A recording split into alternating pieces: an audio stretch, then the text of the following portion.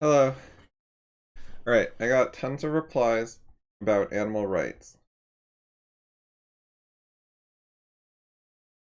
such as this article from Gizmodo.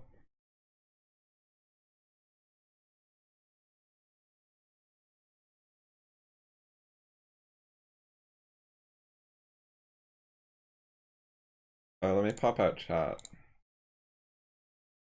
Oh, wrong button. This one. Uh,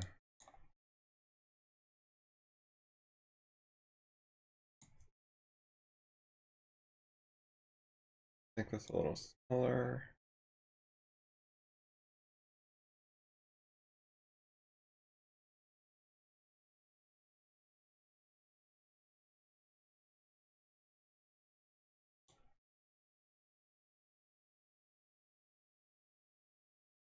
Let's make this a little smaller.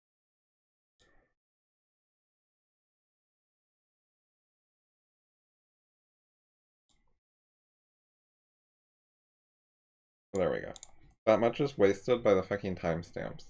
Discord is so space inefficient. I just want to shrink the left sidebar shot or something. But I'll just overlap it.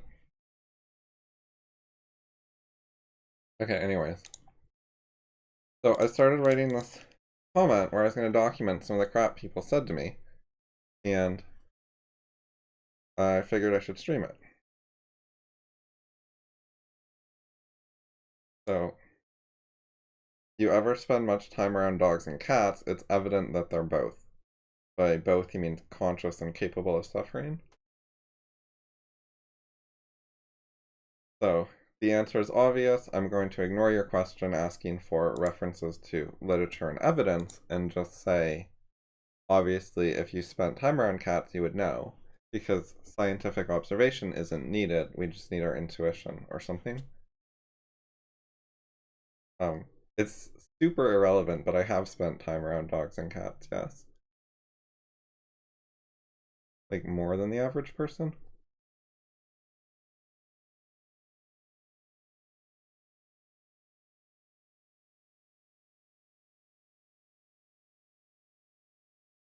Okay, so and he linked to this. Brain scans show that dogs are as conscious as human children. So these kind of articles don't understand the hardware independence of software, of computation. They don't understand that you can't figure out what's going on in software by looking at the hardware. What they're doing is the equivalent of CPU scans that look at heat and electrical current in regions of CPUs in a Mac or PC. And then they say CPU heat scans so that Macs are twice as conscious as PCs or something because they have more heat generated. Or I mean, for literally the same evidence, you could say Macs are twice as inefficient as PCs. Like, just assume that they're doing an equal amount and then say they generate more heat. By the way, it's completely made up. I have no idea. Well, on general knowledge, I would say Apple puts significant effort into low energy computing and making things heat efficient. They like to put fewer fans in their computers. So I'd expect Mac, and they have I'll show you. In Activity Monitor, they added this energy tab years ago, and they do energy monitoring. So I would have a significant expectation of Mac OS and Mac hardware being more energy efficient. So the example is kind of backwards. Apple cares so much, not because of environmentalism, which is a factor, but because of battery life for their devices that run on batteries, which is most of them. So saving energy is a big deal so that they can advertise longer battery life on their laptops and stuff. And people actually use that. It makes a difference.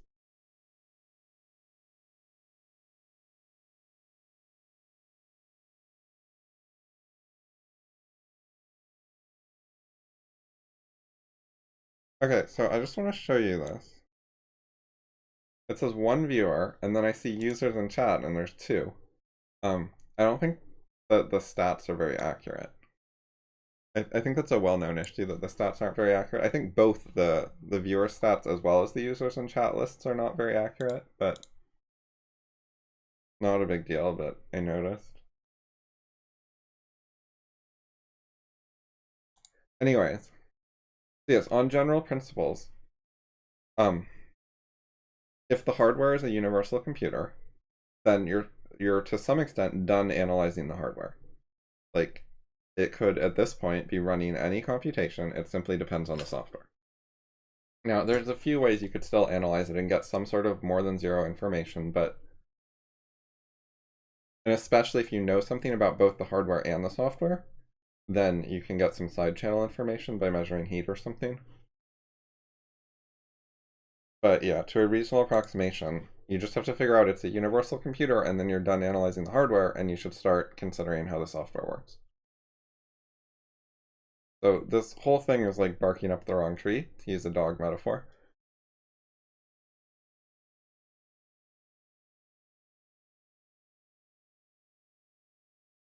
Inescapable conclusion: dogs are people too. Not dogs deserve moral respect, deserve liberation, deserve rights, deserve welfare. None of those conclusions. They're people too. Dogs equal human beings. So not very scientific-y. Anyways, what's their argument? We have so there's a brain region, in other words, a hardware region. So they're trying to understand software via hardware regions, even though it is a universal computer. It's very hard to learn much from hardware regions in general. Like with our CPUs, we have things like an integer math unit on the CPU and a floating point math unit. And I don't know about all designs, but in some designs at least, those are separate. So it would be possible to measure current and say, okay, the computer is doing some integer math. And now the computer is doing some floating point math. Although it's frequently just going to be both at once, so it'll be really hard to tell anything.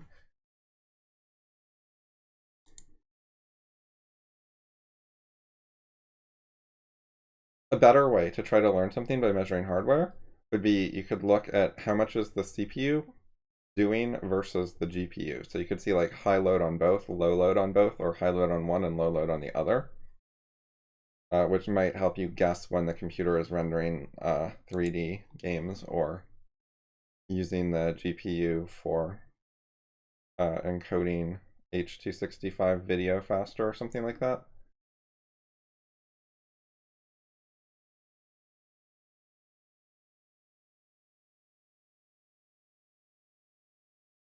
Anyways, yeah, they're seriously like people who just measure heat in PCs and then try to say that they know what's going on in the software layer. Like, think about how hard it is to tell if someone's playing a game or using a web browser based on measuring heat in the computer.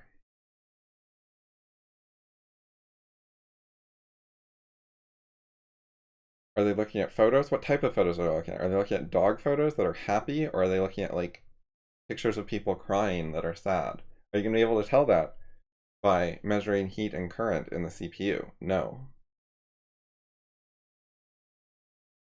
If you were like a super advanced alien, and you could measure like atom by atom exactly what was going on, you might be able to figure it out from the hardware, because the hardware and the software are, as a matter of physics, connected. But we're nowhere near that precise, know what we're doing that much, etc.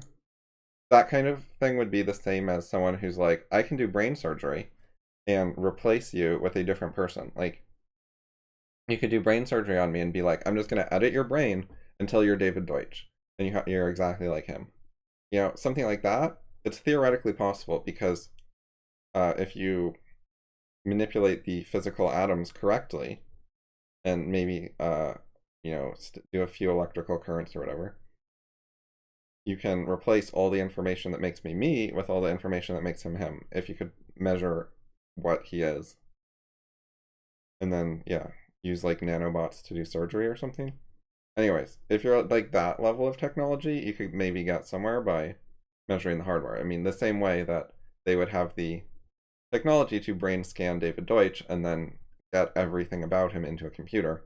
So they'd be able to run simulations of him in their computer that were accurate, and then they could use that to help guide their surgery where they turn me into him.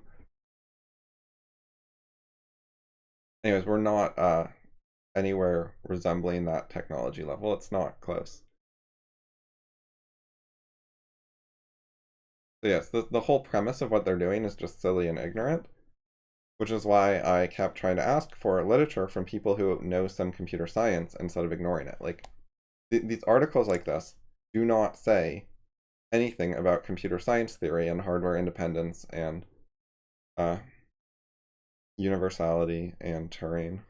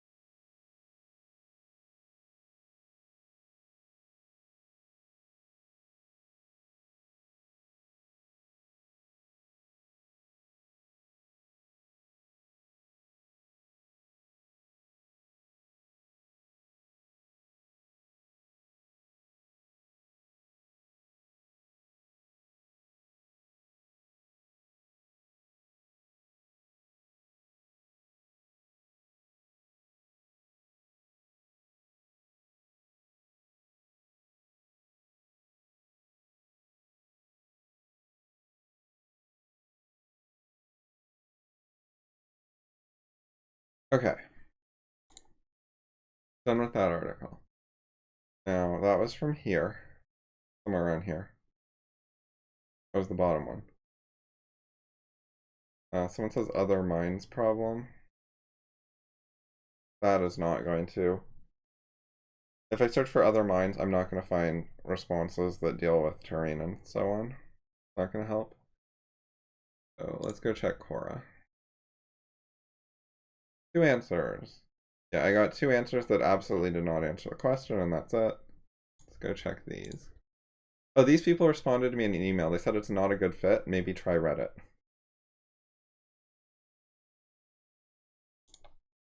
So they did not post my question. And yeah, the vegan people and the pets people are like, it's off topic, fuck off.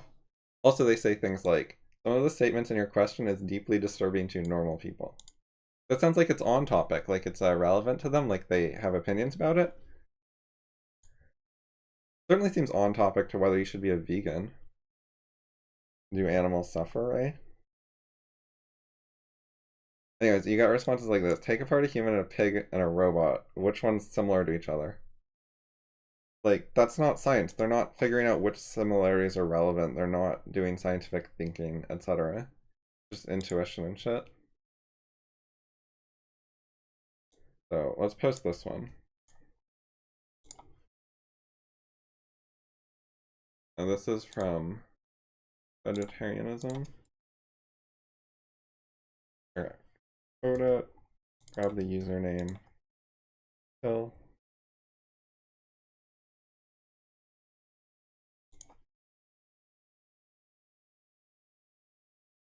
Alright, we commented on that. I got a suggestion to post something in bioinformatics. Might do that later. So I've got like 11 comments in my Reddit inbox.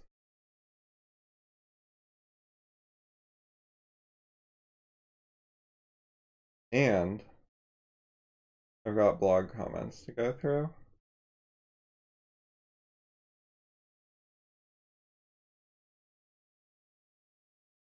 So let's check the blog comments.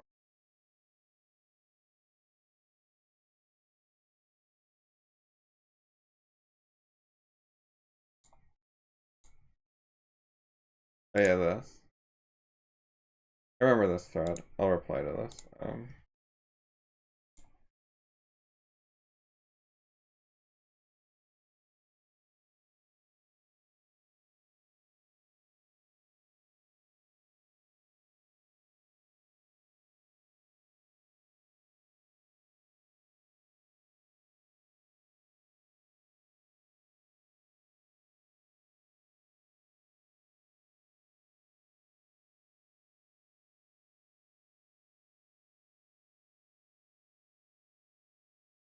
This guy opened with socialism, right? Did he give a name? I thought he said socialism.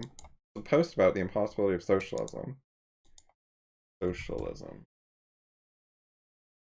What socialism specifically advocates? Social blah blah blah.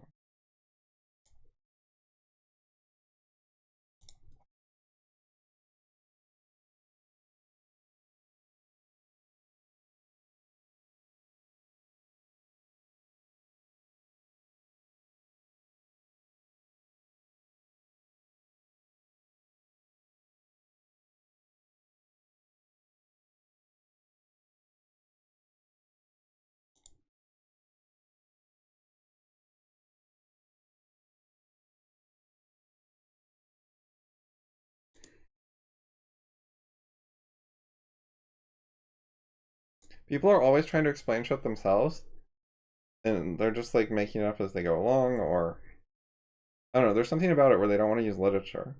Like, you're advocating something that's not your own idea and it's been advocated before. You should tell us where we read the details so we can respond to those. It'll be much easier and faster if you just link us to what you're talking about instead of just telling us like 5% of your system, and then every time we say something, you're like, oh yeah, well, here's another piece of the system that deals with that.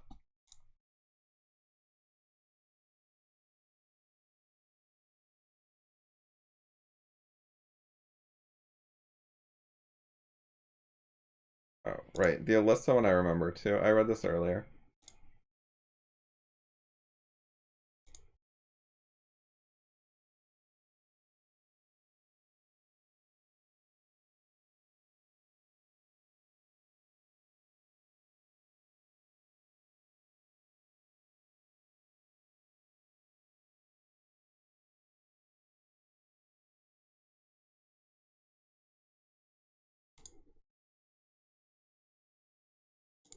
Right. Alyssa likes corrections on errors. Like with some people I might not have bothered, but I know that Alyssa wants this kind of correction.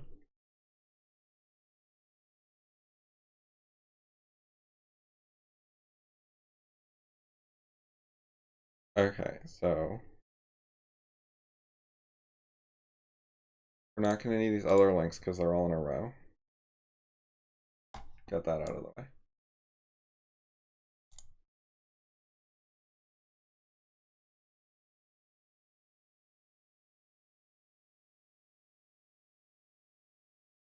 Oh yeah, if you guys want to find this stuff, here's the mega thread.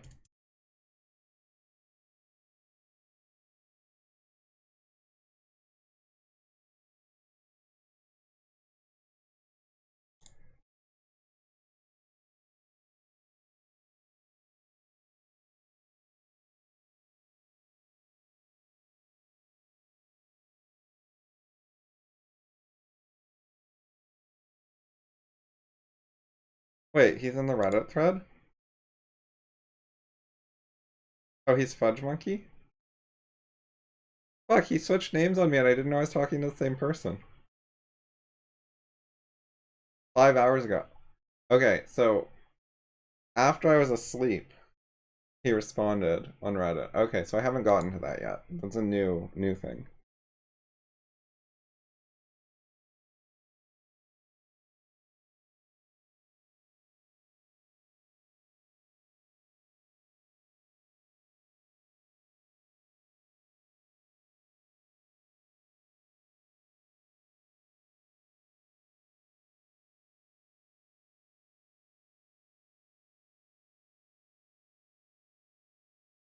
It's Fudge Moki, not Monkey. Probably Monkey was taken.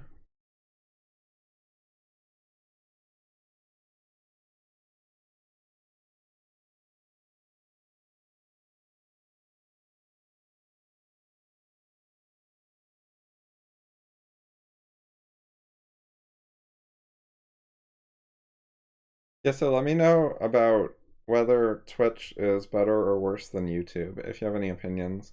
If the stream delay is better or worse, if the quality is better or worse, etc. Because being on Twitch is just an experiment. There's a good chance I'm just going to go back to YouTube.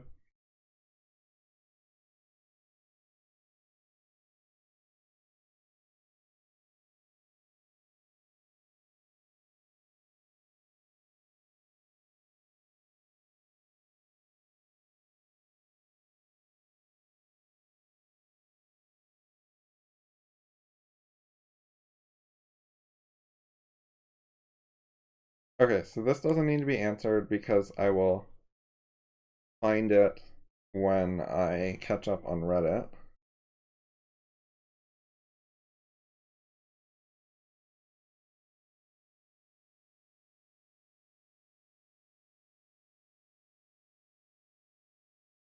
What does he mean output based on certain sensory inputs?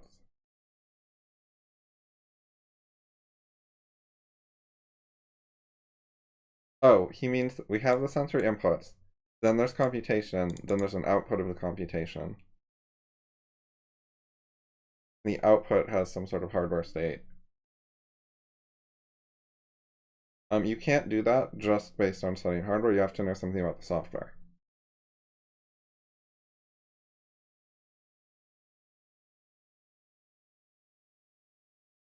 That's not what I said. I said if he posted a specific argument, I would respond to it instead of not respond to it.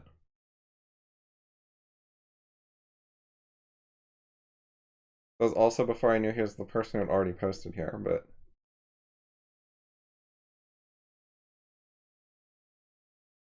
let's see if he actually posts the argument. Oh, he did. This is the argument. So I said if he posted it on my blog, I would respond there. But if it's the same person, I should just tell him to post everything on my blog and stop using Reddit.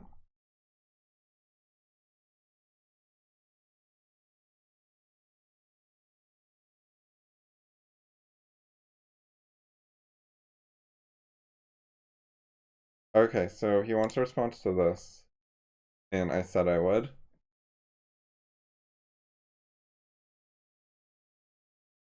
He said he wouldn't, by the way. He responded to that, and he was sort of like, if you think it's boring, then it should be easy to answer. But apparently he changed his mind and decided to actually. He's like, if you think it's a boring argument, it should be easy to refute right now here on Reddit, which doesn't make any sense at all. An argument being boring does not mean it's simple or easy or fast to refute. That's kind of ridiculous. Wait, I'm gonna fucking post.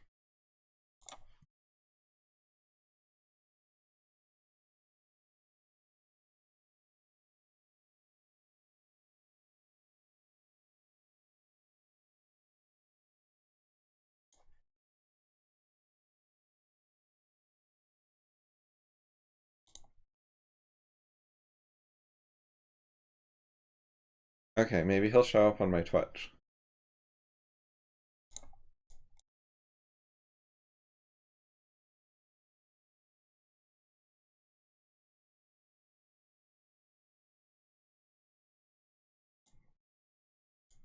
Okay, does he accept that they're similar in the ways in the thing he was linked to? Those ways.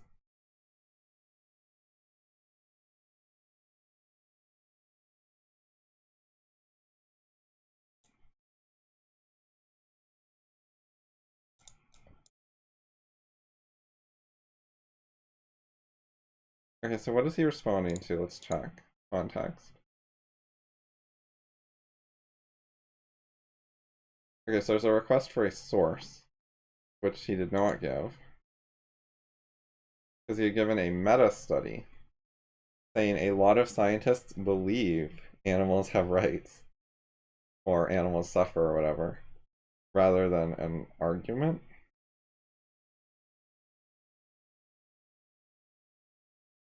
So he did not respond to this. Right, one step at a time.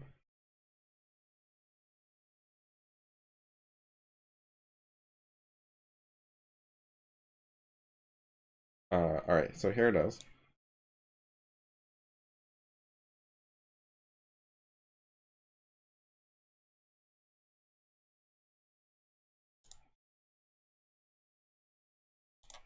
Why is a website problem occurring?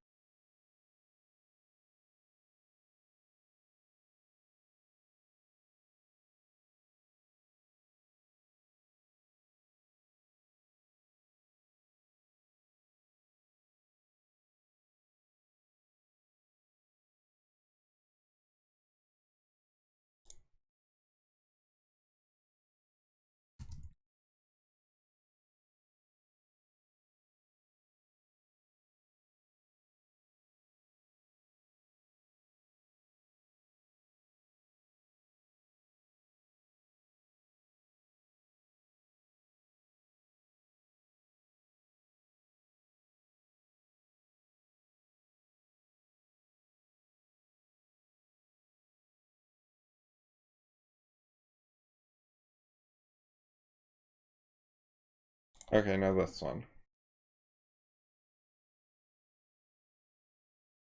Yeah, I'm gonna need a... The is-ought fallacy.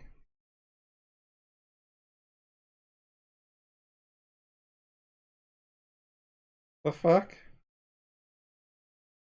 No, science makes scientific statements like animals cannot suffer. I'll get to that. Well, I'll do this one right now, because I read it.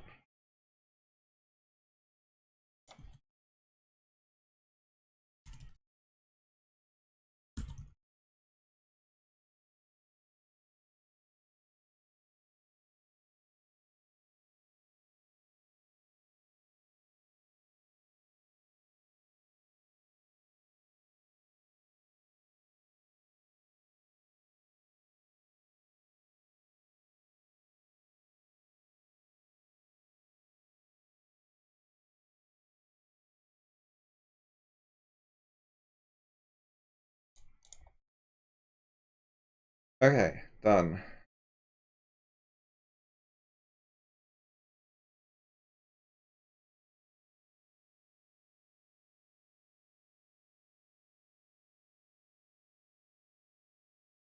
Alright, back to this. So this is not a standalone post because he doesn't say what CIP is, which is bad. He should make it standalone. It is something about being unable to feel pain, but I don't remember the specific term offhand, so I'm gonna have to look that up.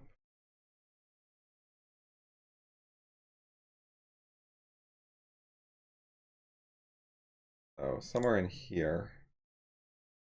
CIP? Nope. Okay. Fudge? Nope. Reddit makes it so hard to find anything. Continue this thread. Oh, here's Fudge. Alright.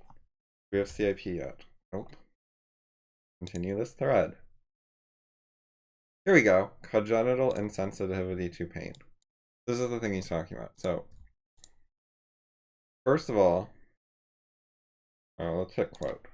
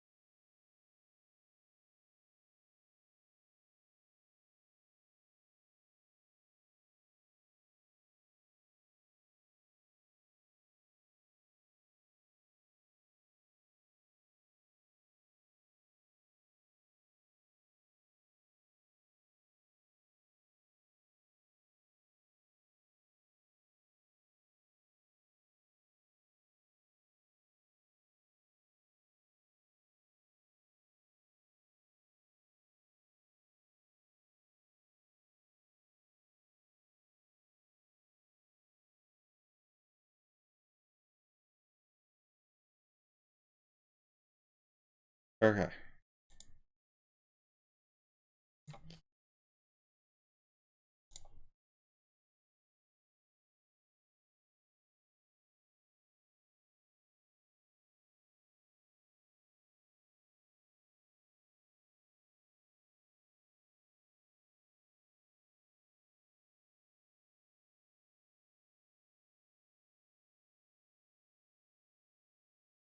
Okay, so first of all, the problem is the word undesirable. That's...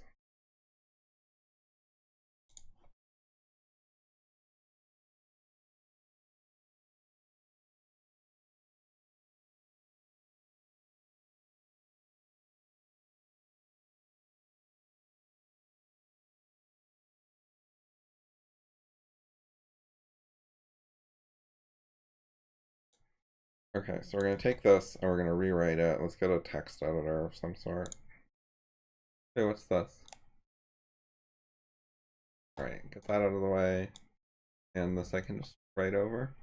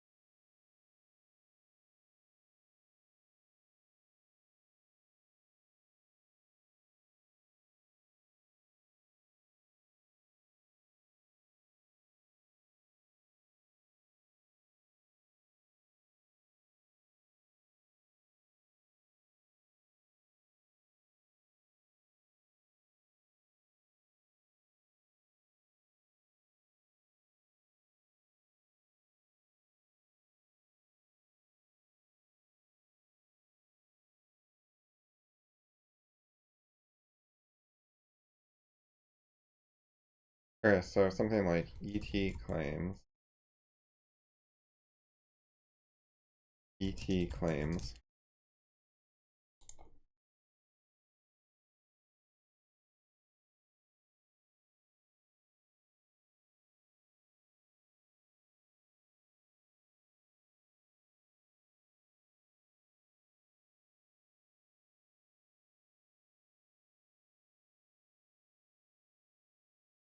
Okay, one of the things I want to do is never use the word pain without a qualifier.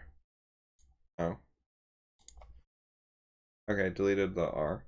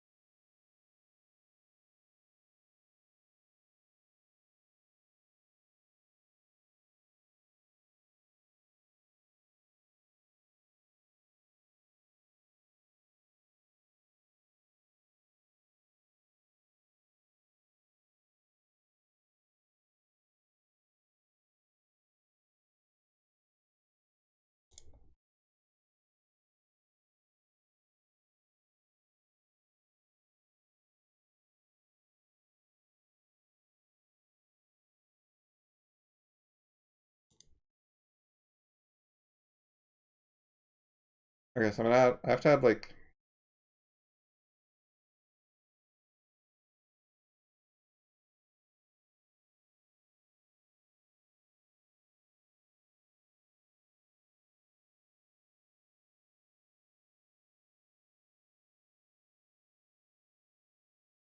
let's see what he asked about was something like why would we assign it negative at all in the first place, or at least that's how I interpreted it, if I remember correctly.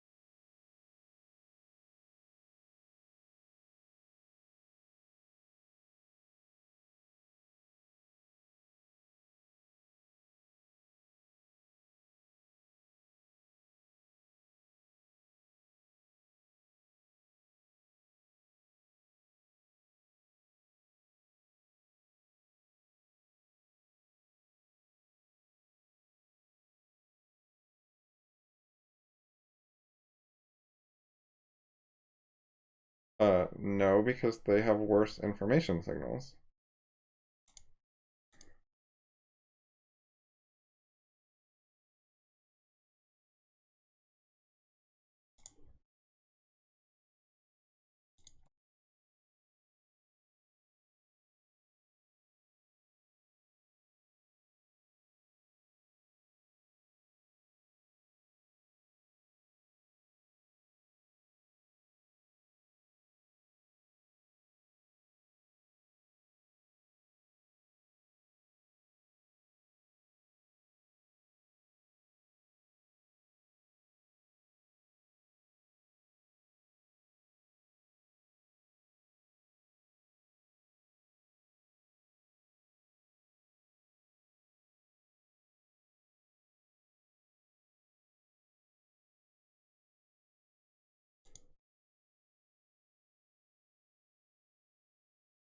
Okay, so pain.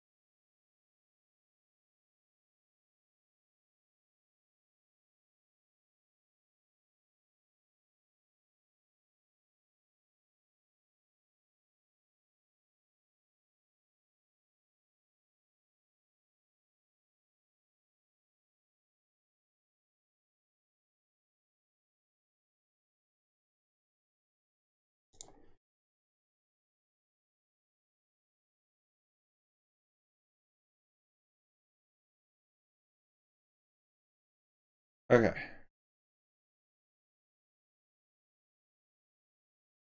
So, comma.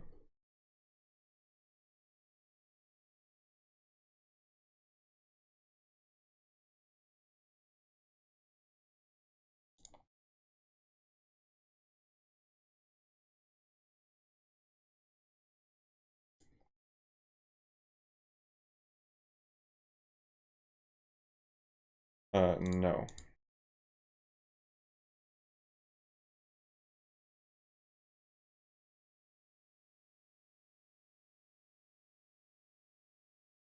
This just makes no sense.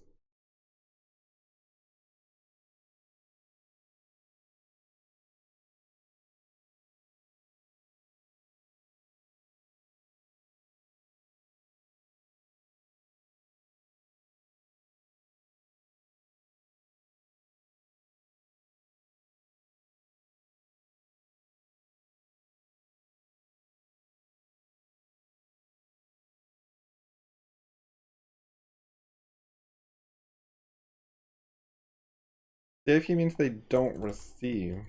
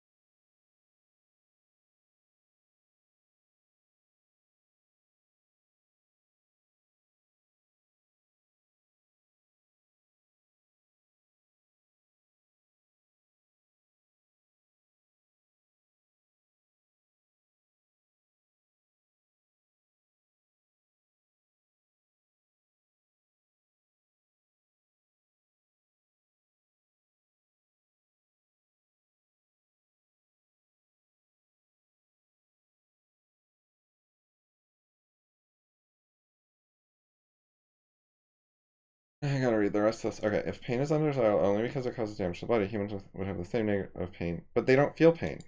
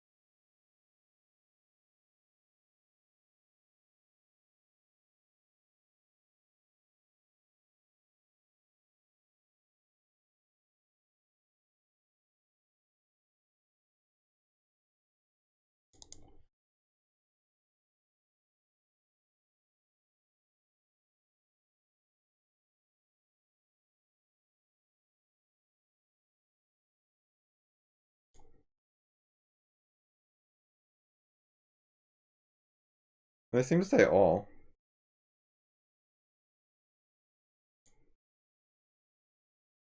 I guess it's all.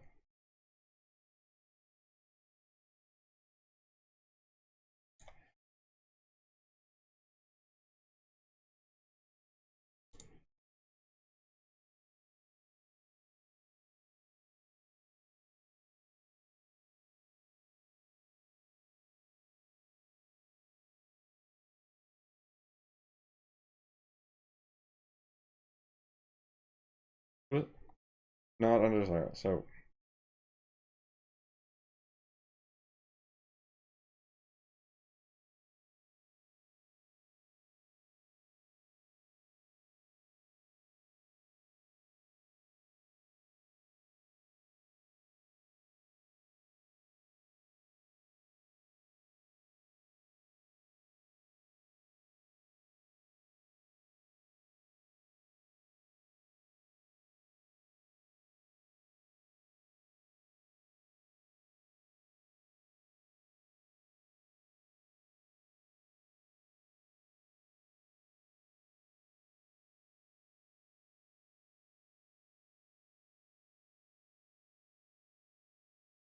It's sort of like expecting people to hate snakes, but they've never met a snake. Which is like, I don't get it. Anyways. Alright, good enough. I'm done. Oops. Right. Copy as markdown. That should work.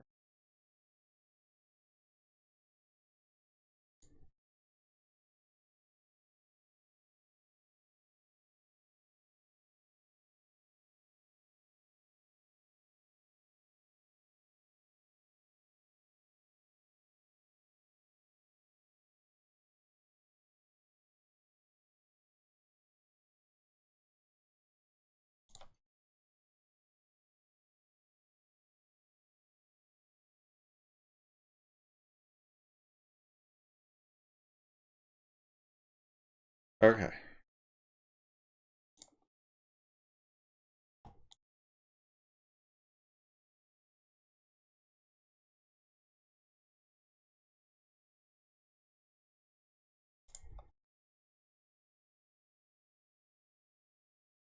So, aha. Well, that's a good sign.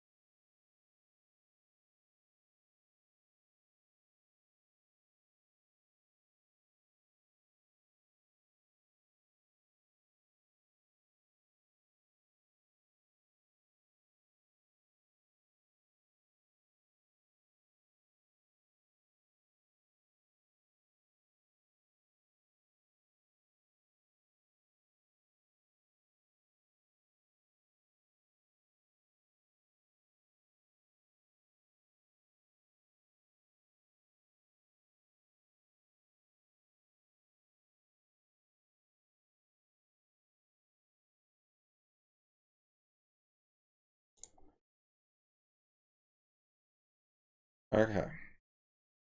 So I haven't read all of this yet, but I'm gonna go to Reddit for a bit and give that guy some time to catch up or whatever. I wonder if he's on my stream now.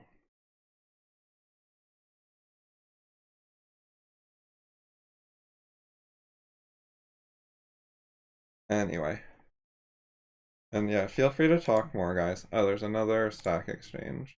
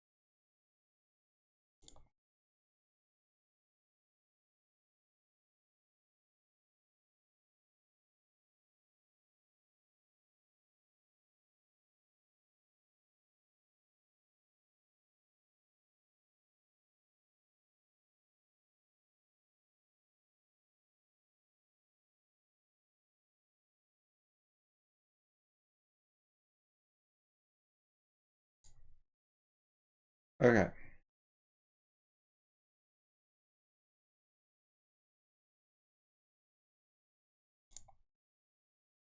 Yeah, I did not. They're trying to close that question as off topic, and then he's sort of like, what's knowledge and how does epistemology work? Which is a fucking hard thing to explain to people really quickly.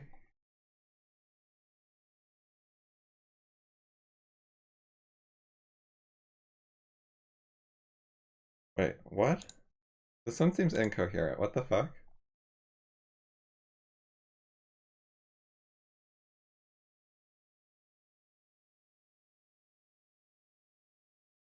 No, it's a Okay, sure. You could say it's a denial of the computational theory of mind, but in the alternative, if minds are computers, then it's a denial.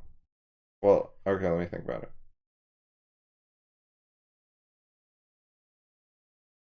The basis of denying the computational theory of mind is they're saying if minds are computers, then minds have to function with any computational process, including ones that don't look like minds.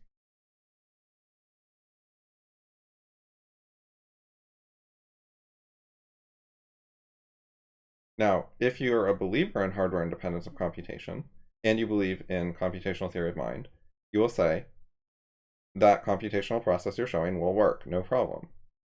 But they're just like,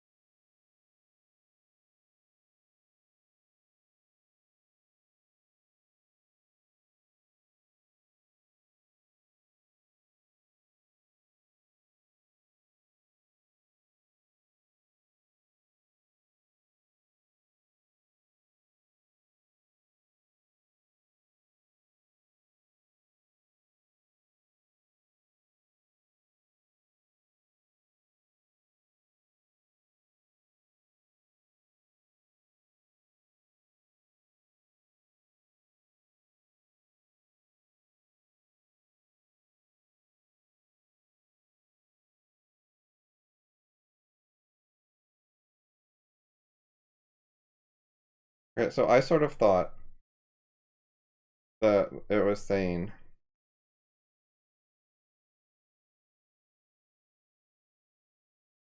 minds only compute on certain hardware.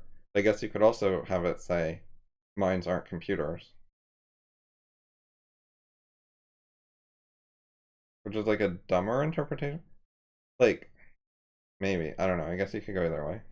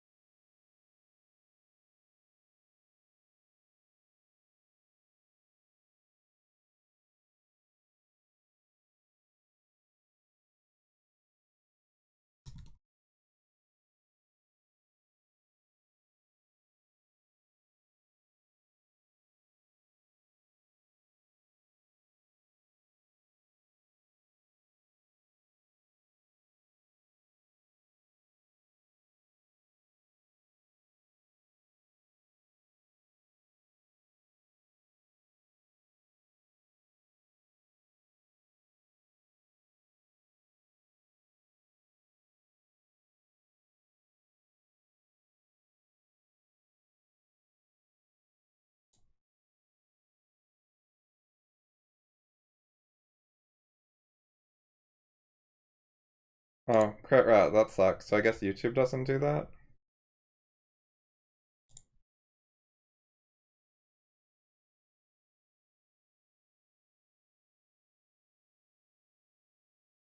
You need more monitors so you don't have to switch tabs. You just leave it open on your second monitor. Full screen.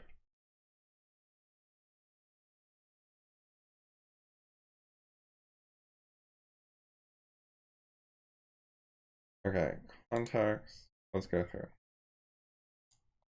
Was this the one of the troll people? I'm not sure if I remember that name. I think it's different. Context. Context. Context. Context. Context. Context. Context. Okay, we opened everything. There were some short ones over here. Can you please address the point about naming human behaviors that couldn't be robotic?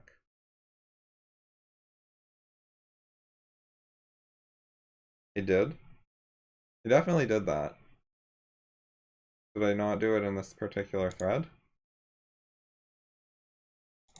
EPS.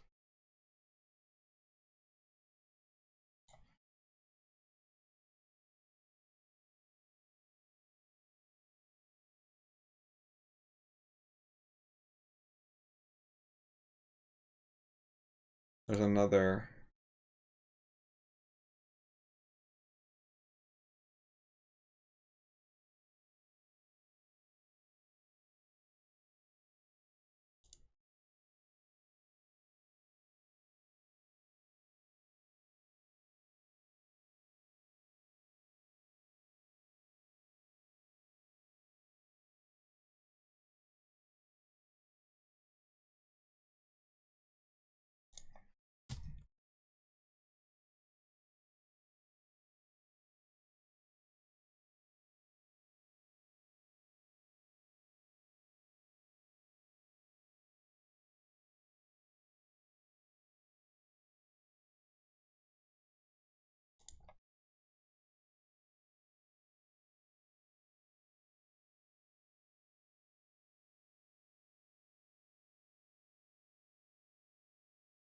This guy's an idiot.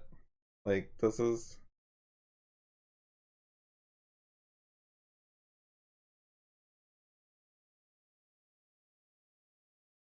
He didn't dispute any of these things, and then he's saying, from there, we can just reach whatever moral conclusion we want.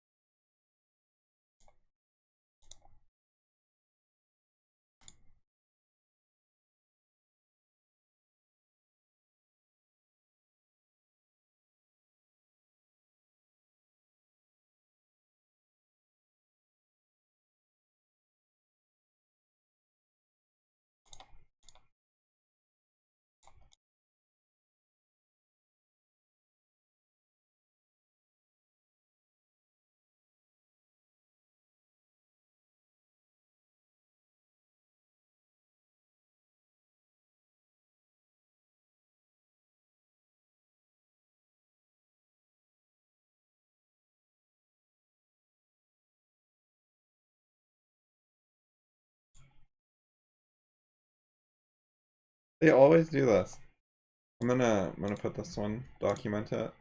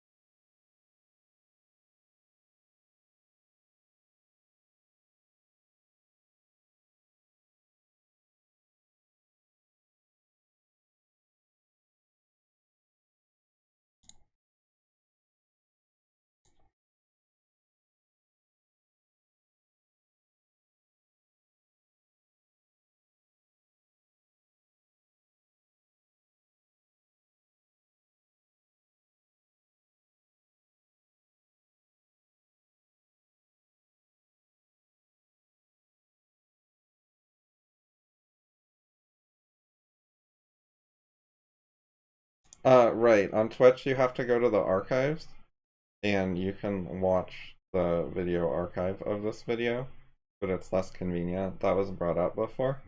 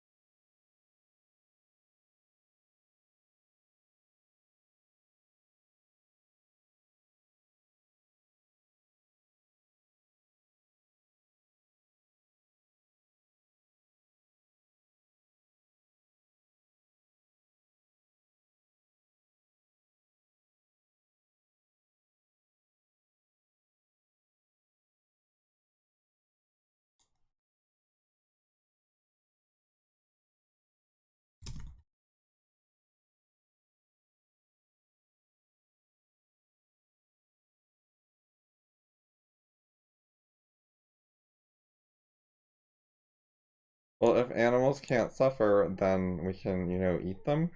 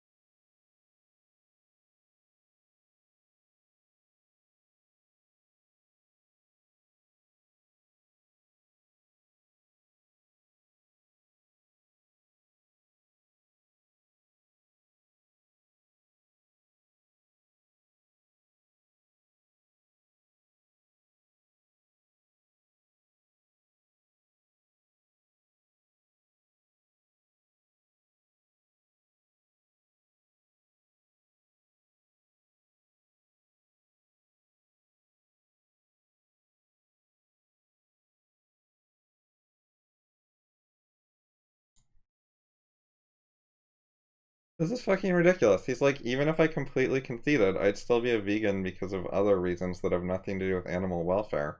So it totally doesn't even matter if you're right that there's no such thing as animal welfare. Like, that's not intellectually honest. It's not curious about the state of the world. It's not curious about what animals are. It's an irrelevant question to veganism. Like, what the fuck? Like, Peter Singer and so on do not think it is an irrelevant question whether animals suffer. They think it's a crucial core question as one of the main motivations. It's fucking absurd to say it's an irrelevant question. Very dishonest. I should stop talking to this guy. I should not talk to him further. VD RAR.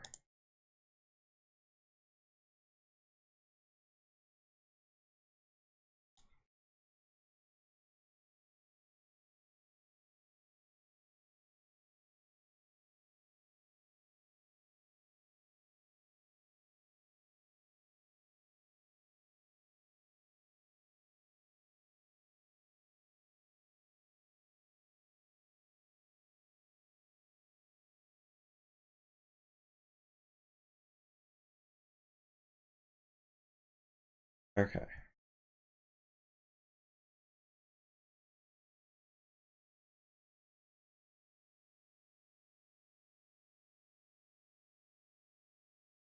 Wait, it's this guy again.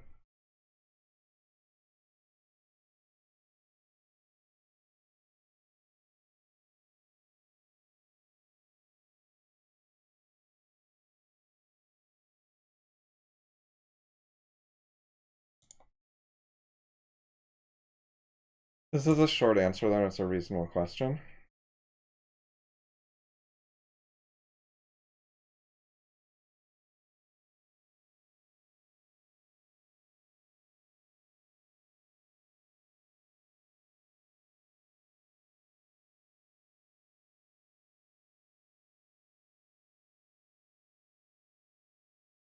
Wait, temporarily anesthetic. Why not just say people who are asleep? That's a red herring. I'm not gonna respond to that. Should people lose their rights when they're temporarily unconscious? That's such a off-topic issue. I've heard that one before, but I don't think it's very interesting. Because you can deal with it just by saying, uh, just like with law and order and contracts and stuff, like, I can contract with people or we can set up laws so that they're not allowed to kill me while I'm asleep. Like, I can make deals with people about the future. I won't kill you in your sleep and you won't kill me in your sleep or whatever, you know? It's not hard to deal with. There's a moral agent, me right now, that cares whether I'm killed in my sleep or not because I have a future after I'm asleep.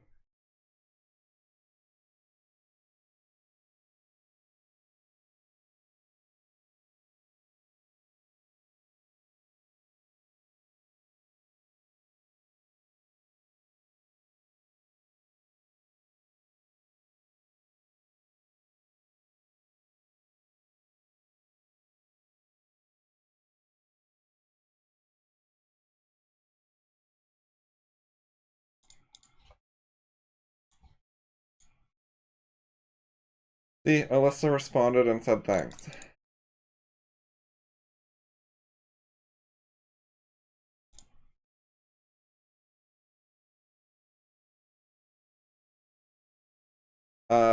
I think you're correct, Justin.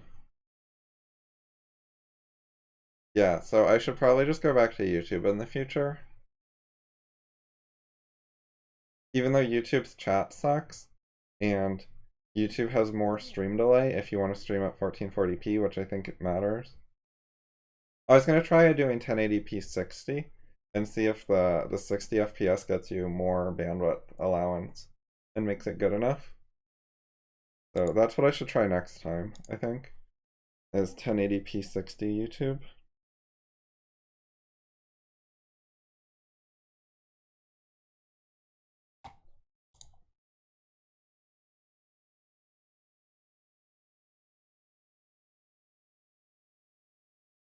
But yeah, YouTube like chat just deletes people's messages a lot and also has a 200 character limit. Oh, let's see what the limit is here, if there is a limit.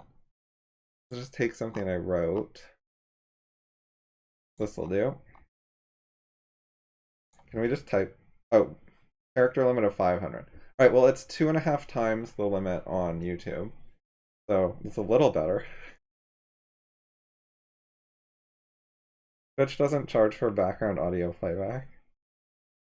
Okay, that's kind of a big difference.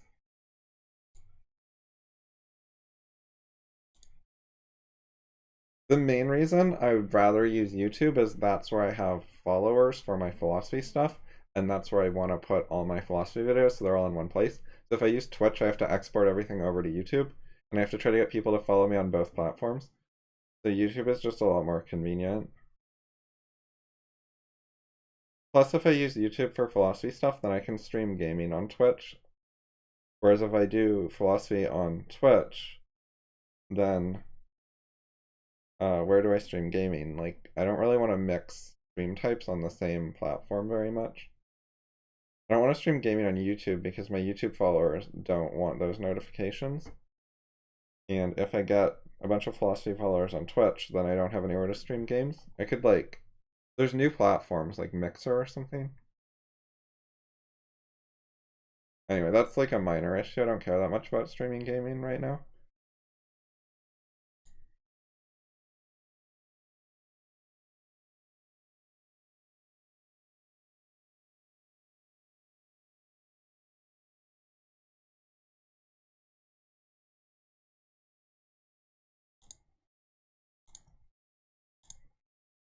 Right, checking if there are new unreads. There are 2 new unreads.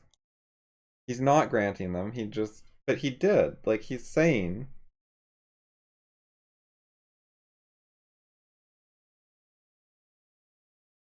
He was trying to say, even if we grant them, you're still wrong, because morality matters more. But now he's saying he doesn't grant. This guy's just dumb. I'm not gonna respond further. Yes, learning excludes remembering. Roombas can remember room layouts. They can save data. Your microwave can remember the time. Like, you can set a time on the microwave and it remembers it and updates it and then remembers the new thing it updated to and so on. And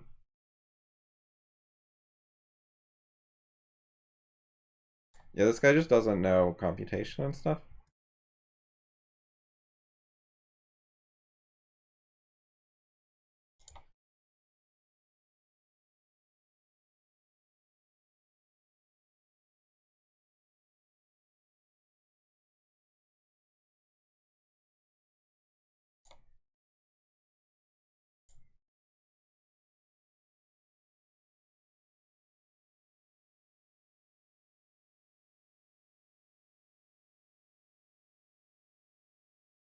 People are so dumb. Like, he's like, something about humans lack general intelligence, or some do.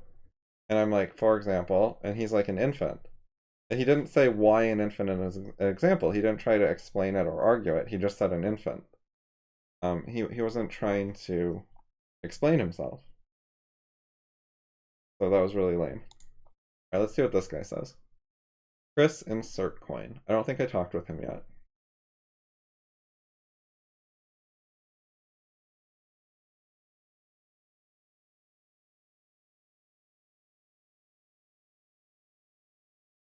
First of all, I don't know what moral rights are supposed to be. Alright, well this seems like not steel manning and just getting distracted by tangents. Okay, sure. The right to live in freedom and harm. Yes, this is what I'm talking about. Okay, no problem. Moving on. What do these rights have to do with general intelligence? I think they all are.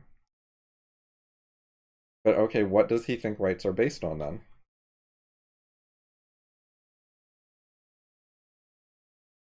They do have general intelligence.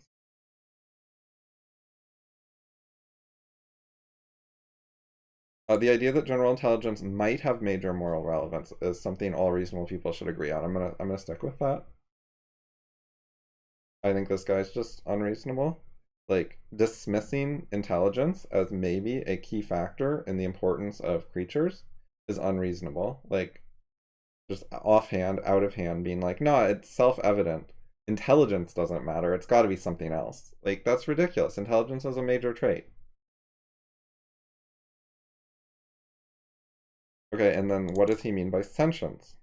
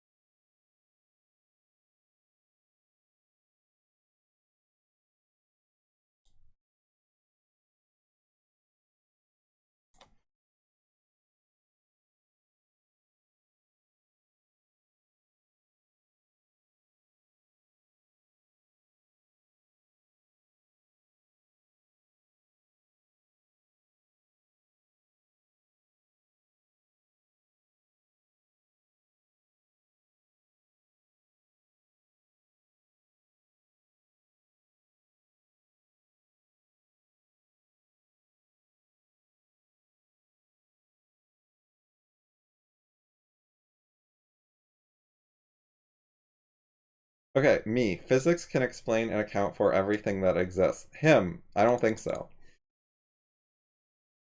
Right, so magic. Science is not the be-all, end-all.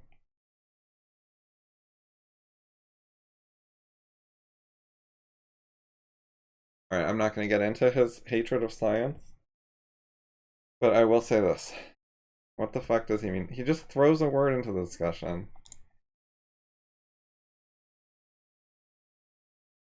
Okay, this I'm going to respond to on my blog. I'm going to move him. If he doesn't want to move, because he's the person who already posted on my blog, if he doesn't want to move, I'm done talking to him. I don't care like that much. So I'm going to have to manually fix this.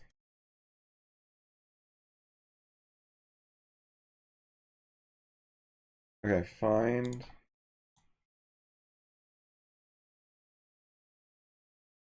Okay. Find and replace all. Okay, so that'll help. Then it's quote this one, just me quoting every other one.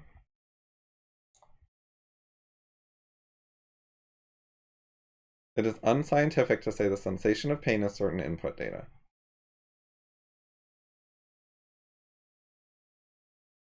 Okay, and now we take the whole thing and we quote it. Then we grab the permalink.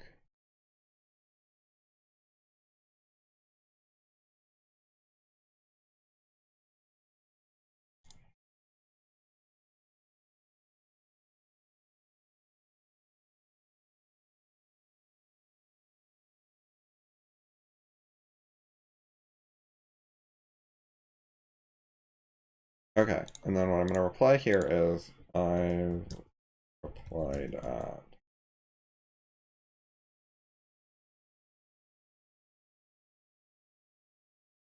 And that's it. Oh, and there is another Reddit reply. Okay, so he just refuses to answer? Was this the guy who asked? Oh. Animal rights is a positive claim.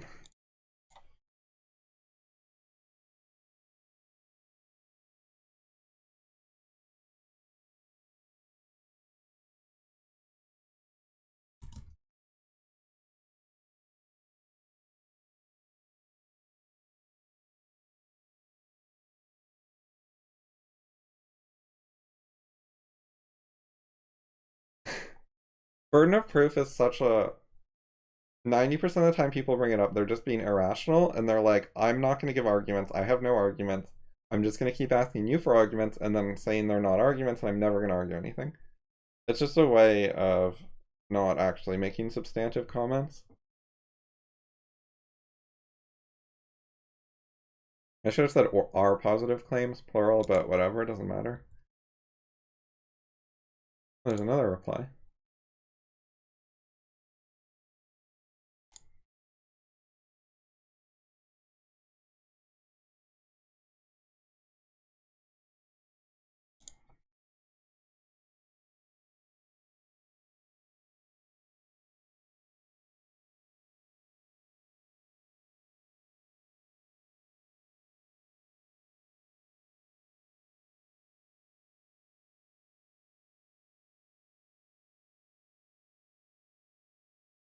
He's not going to understand motor skills at all.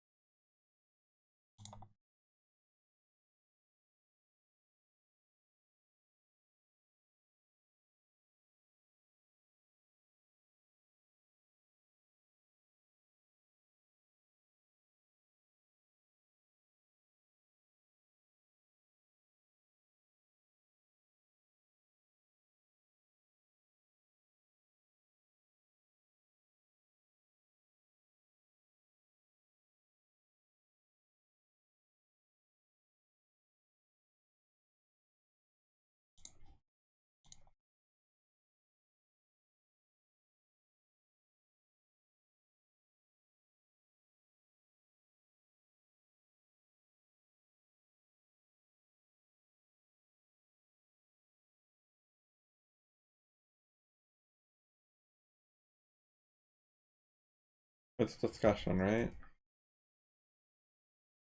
Discussion, yeah. Okay. This is the guy I did not want to talk to more, so I'll do that. I got another reply. Oh, this guy. Alright, I'm done. I'm out. No. He's just changing what he says. Like, he's like, you're the one making a positive claim, and I point out how he's making a positive claim. And then his next reply has nothing to do with positive claims.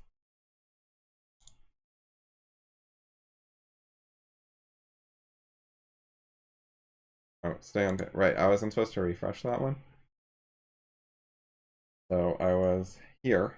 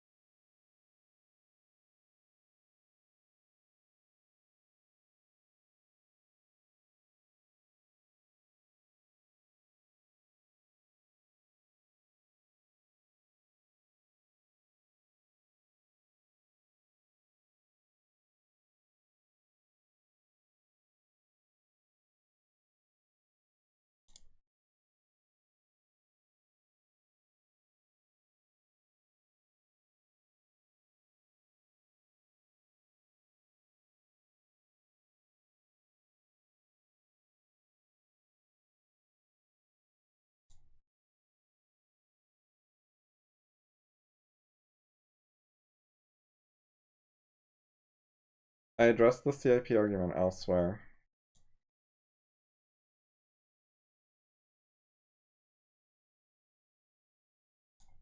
I'll get the link.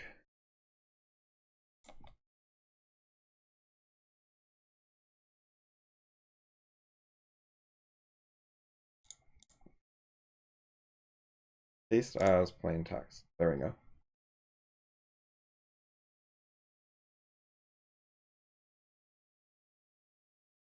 He's cutting up my arguments. So parent.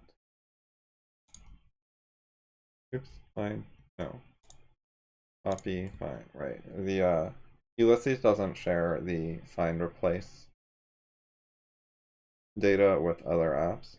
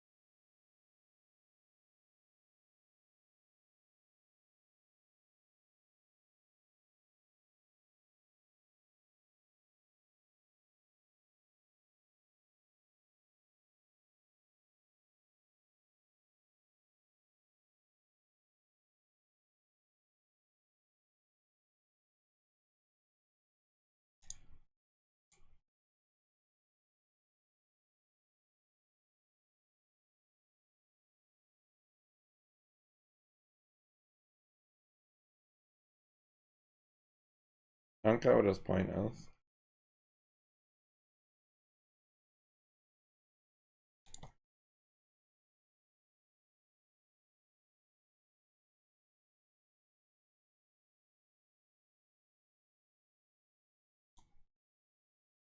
Okay. Wait. Copy as markdown.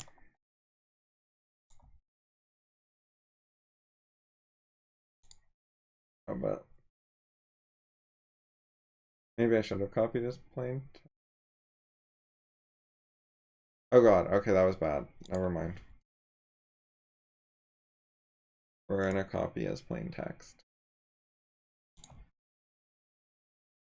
We do not. Oh fuck, never mind. It lost quotes. I'm just gonna use copy. I think that'll work. Yeah. Right. Fix that link at the top and now we're good. Okay, post. Then I need to take the link and I will use it to reply to him.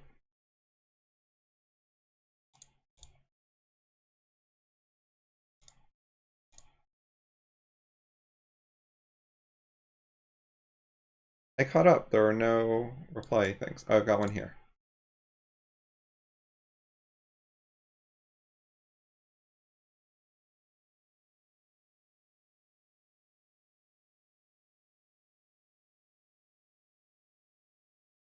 Okay, he completely ignored what I said. I referred him to books. He does not want to read the books.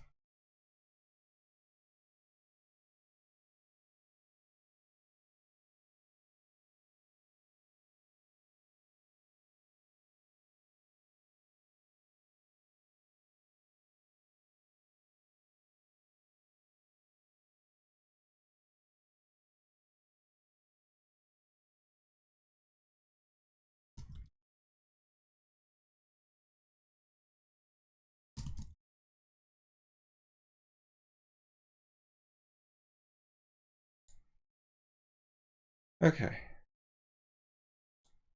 I probably should have just dropped it. Maybe. I don't know. We'll try. I think he really doesn't want to learn anything, but I want to make it a little bit clearer that he doesn't want to learn anything.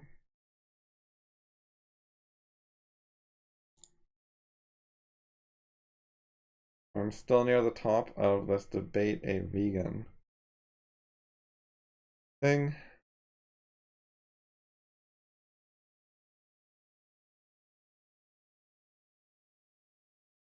There was something else I need to catch up on. It was from the Patrick B guy on my blog.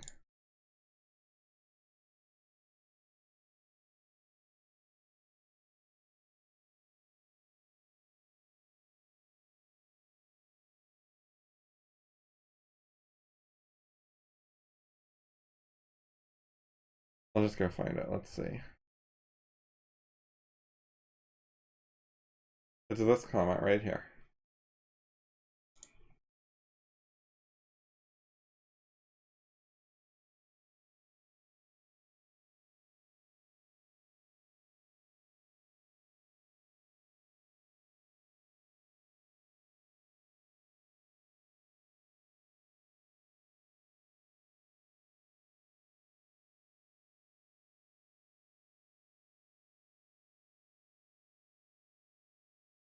Alright, so this has been an hour and a half stream so far. And I'm almost caught up.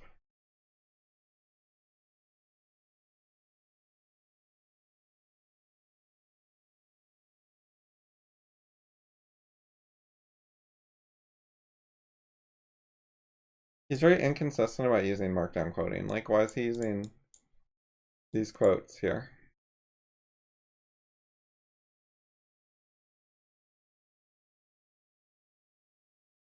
No, it's a fail-safe mechanism. Okay.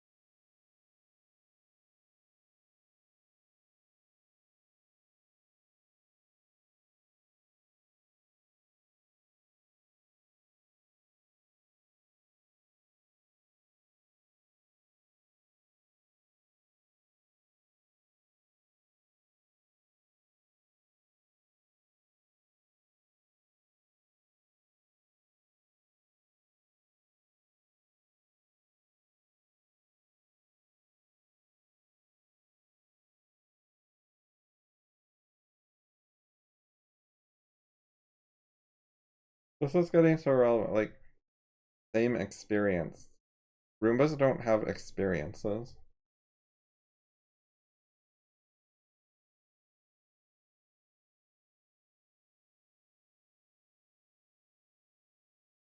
Oh god. I found it.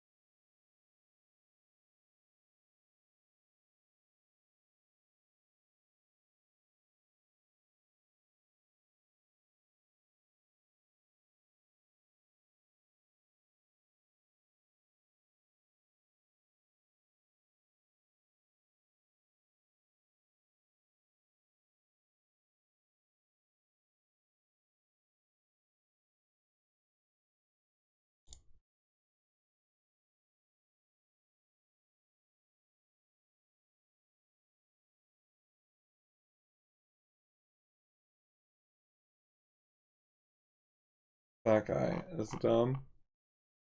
He said I should revise my question, and I asked, revise what? And then he gave that answer. He said, people don't seem to get it, so you should revise. Doesn't say what to revise, how to revise it, what to revise it to. He's not giving an actual opinion about what to do or how to improve anything. He's just saying fix it somehow, maybe. Maybe you should make it better. I'm like, make it better how? And he's like, better, better. If it was better, that would be better. Is that level of thinking?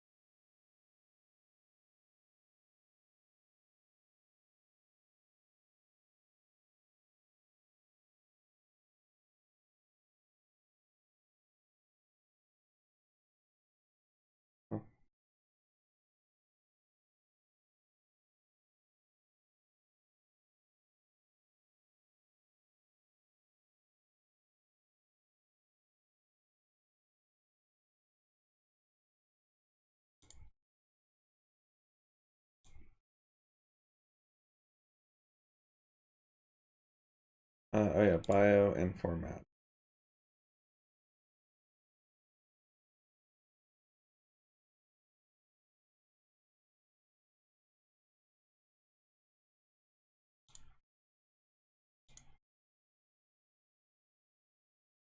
Okay, what's my question here, and then how do I improve it?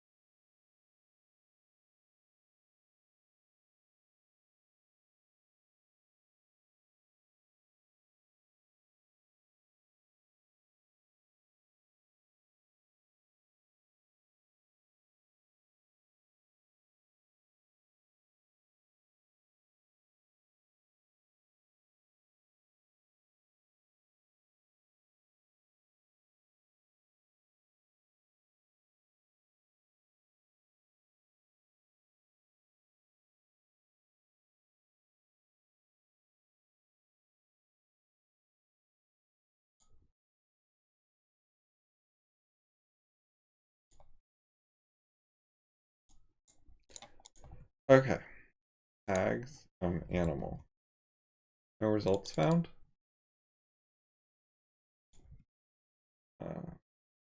Sign in. Login. There we go.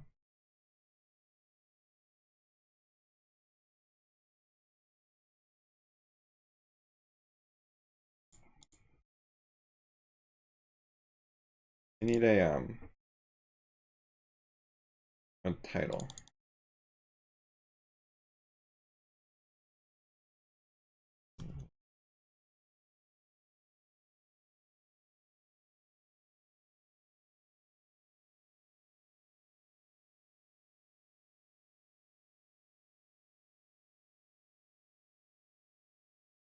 Wait, this is not my question. Fuck.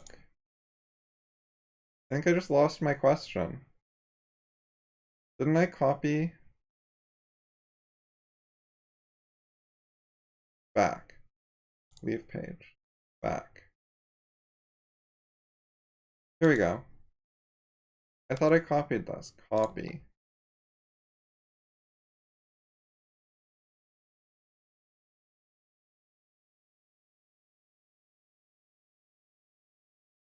How did?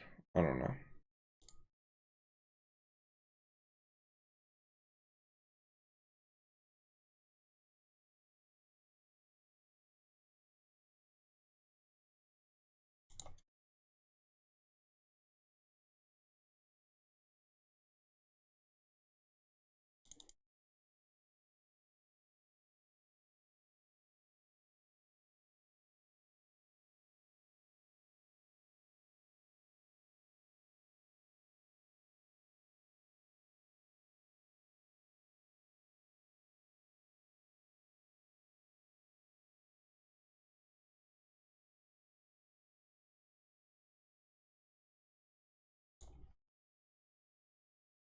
Okay, it's gonna say no, right, and then I can get the existing tags list, find out what tags I can actually use.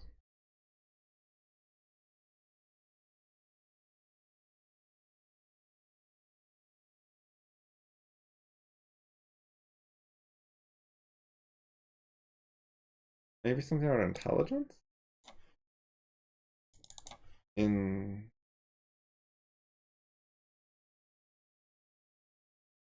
Nope. What is bioinformatics? Bioinformatics. I got directed here. Software tools for underlying biological. Yeah, that's what I thought. It's totally relevant. But their tags are terrible.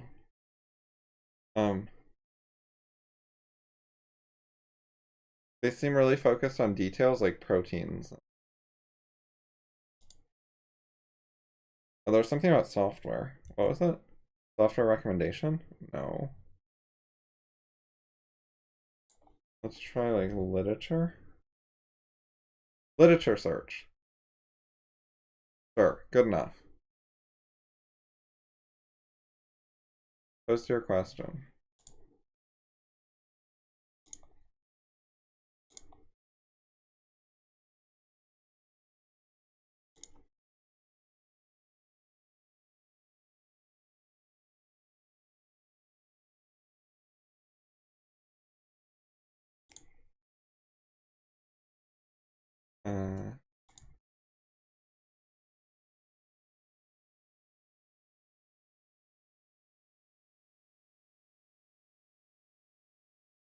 Let me edit my question. I didn't. Oh, I edited the only out, but I didn't put it there. That makes sense. Okay. Too low, post comment. Okay, we no longer need this.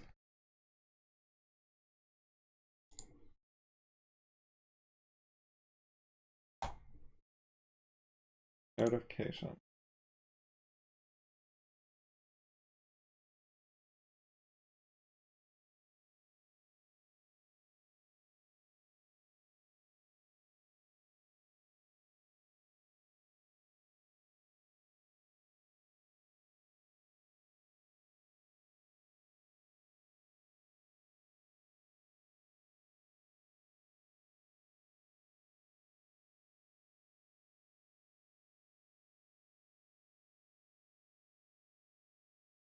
Okay, I think that guy who is like, I've read Norvig, is not gonna come and talk to me at somewhere where we can actually have a discussion. Like, this is Stack Exchange comments are not a place to have a serious discussion. It doesn't work. And it's on the fucking veganism subreddit that wants to delete this as off topic. So I really don't want to have a conversation there. It's not even the philosophy one where people are actually discussing.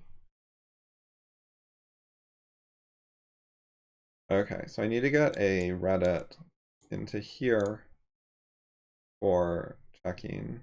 Right, debate a vegan. Holy shit, I got some actual upvotes. I was, my karma for a long time was 1639 because I rarely post new discussions, and comment karma doesn't affect that number. And then when I posted about the animal rights stuff, it went down to 1638, no big deal. But now it is actually up, so I've gotten 3 upvotes since then, apparently. Which is, it's very few either way, but it's like not hate. Like, I wouldn't have been surprised if I just got like 20 downvotes.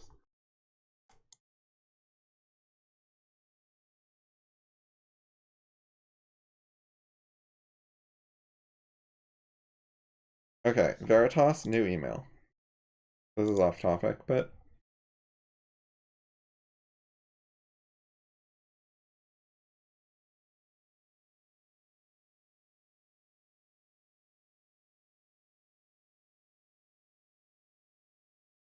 oh yeah, politicians dodging questions. That's all that is. And mildly lying. I'll respond by the end of the day, and then they don't. I'll respond later. Okay. I think, did I read it? No, I didn't. Never mind. Did not read this.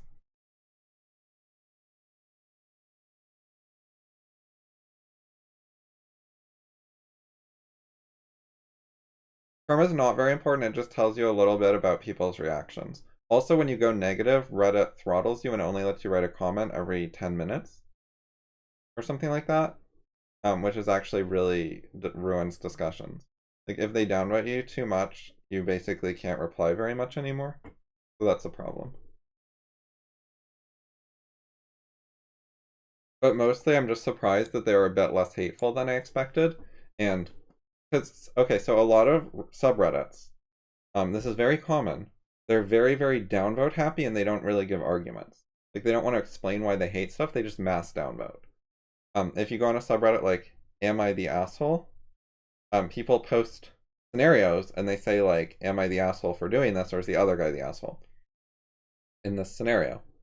And then people will give responses, and a lot of the times what happens is one side, like you're the asshole, gets massively upvoted, and the other side, you're not the asshole, gets massively downvoted. So all the responses anywhere near the top are all on the same side. And there's very little engagement with actual arguments where they say why the other side is wrong. They just say their side and get upvotes, and the other side says their position and gets downvotes, and there's no engagement. So what's happened on the vegan subreddit is actually better than that.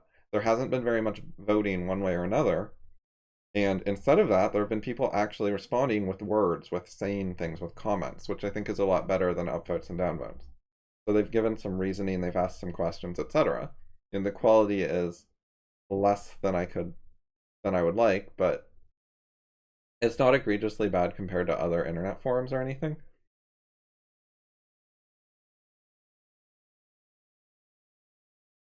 So I'm glad that they're not just downvoting into oblivion. Yes, Reddit absolutely promotes. So they organize threads with high voted stuff on top. See, this is 6 points, so it's on top. And then this one is 3 points, so it's lower down. And then this one is score hidden. I think that means it's too new, so they don't tell you, but it has fewer points. And then this one down here is fewer points.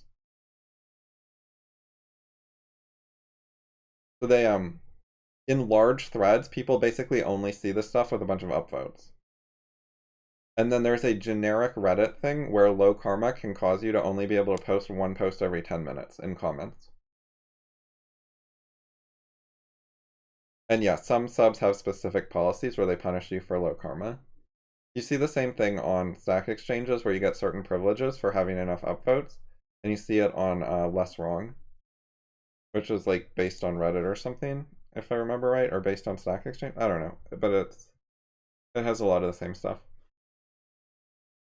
There was actually a okay. So the first time I went to Less Wrong, this is like 8 years ago, maybe, and I had a big discussion about Popper, and Eliza Yukowski personally said something like, "You're getting more downvotes than I've ever seen before, and you still didn't shut the fuck up. So I'm going to use admin powers to help censor you extra." The second half of that, not his words, but that was very precisely what he said and meant. That's the actual message.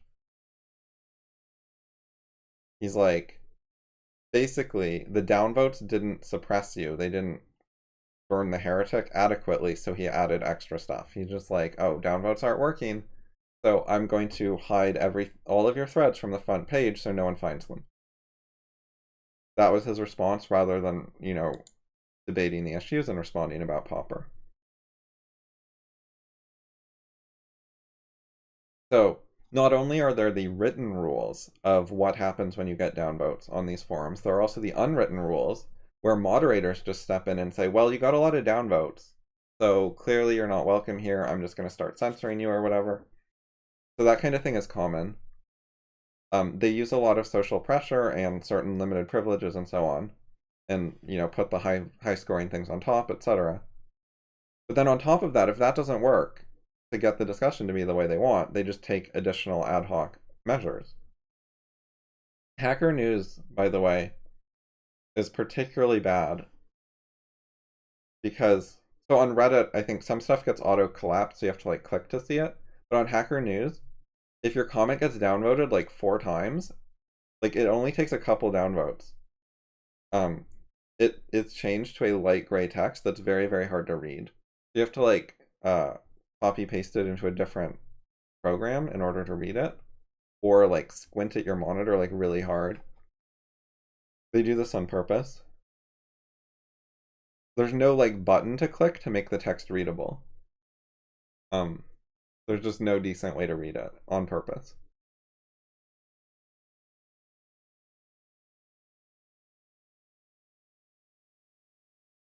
So yes, they have major elements of popularity contest. They also have major short time horizon elements. Like topics just fall off the front page after a day or two, and then no one notices them anymore. Or after a few hours on more popular subs, unless they get a ton of upvotes. And how long they stay on the front page is based on the amount of upvotes. There are a lot of subs where if no one will upvote your thing from the new section, then it never gets to the front page and no one notices it and you get no responses, basically. If we click on new, this is a small enough subreddit, it doesn't make as much difference. See, okay, my post from yesterday is the 3rd post on the new list. Like they get very few posts here. But at bigger subreddits, your posts just scroll down the new list, and once they're off the front page of the new list, if they're not in the 50 most recent new posts, which might be fewer on other subreddits, I'm not sure. Once it gets past that, basically no one's going to see it. No one's going to go to the new page, scroll through 50, and then click next, and then upvote you, basically. So your post just gets ignored. So there's a time window to get upvotes, to get attention on larger subs. This sub is so small, though, that even with 0 upvotes, like even if it's negative, it can just be near the top because there's no other new posts. If I scroll down, their front page actually goes down to stuff that's like a week old, like number 34 week old, number 30 week old. So they just don't have enough posts, so even if you downvote, it doesn't suppress it. But that's only because it's a 10,000 reader sub.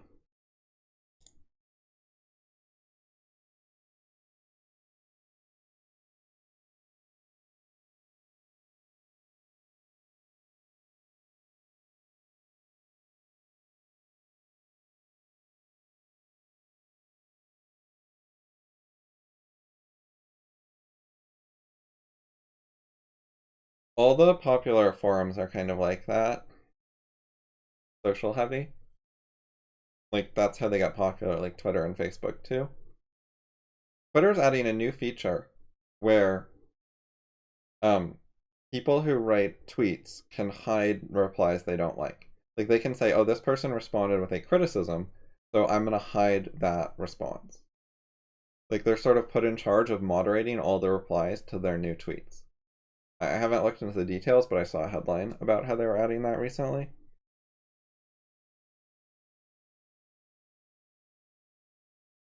Everyone's a moderator now.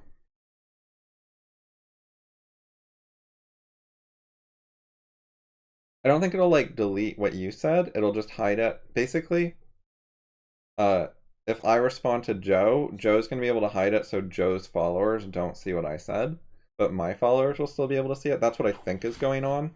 So basically, I can't get any access to Joe's audience or share my criticism with his followers if he doesn't want me to. So from the perspective of his followers, he can hide all criticism. I think that's what they're going for. But I assume that I'll still be able to have my followers see what I said.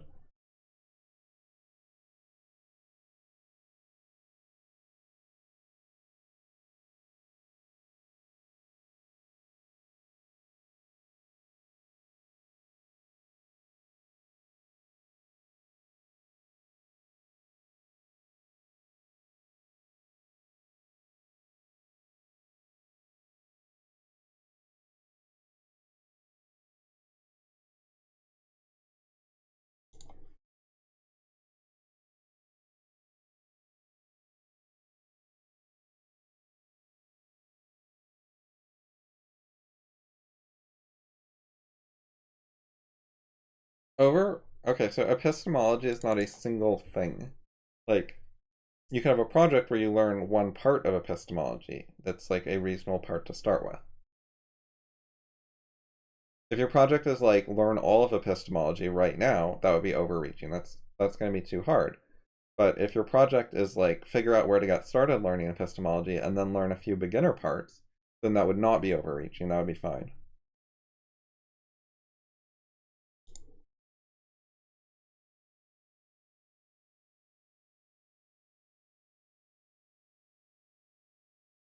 Oh, Nicklock, try refreshing the page.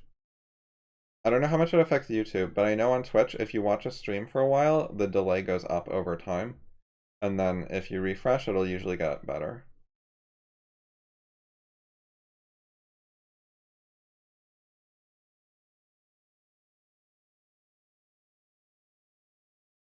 Okay, so the bitrate is like 5800 KB, but I have it set to 12,000 in my OBS. Oh, warning, look at this. The streaming video bitrate will be set to 6,000, which is the upper limit for the current streaming service.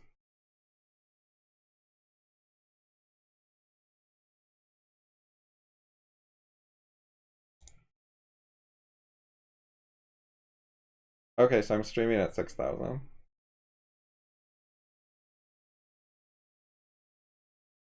I don't know what 34 seconds and 9 seconds means.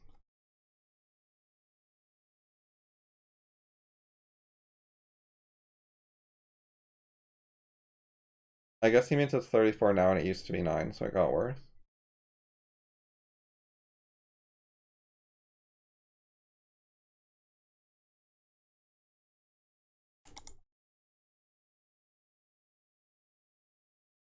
Still no new replies. Right, close that one, keep that one, close. This is one that doesn't have things like hardware and software, right? Yeah. Algo, compute. Yeah, close. 11. 0. Okay, I'll leave one Reddit tab in this. Oh, it's down to 6 seconds after refresh. That's good. Yeah.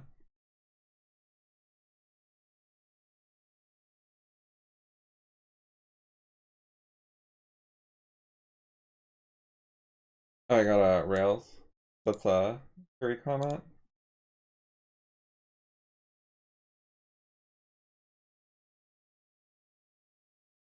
He did not give a full description.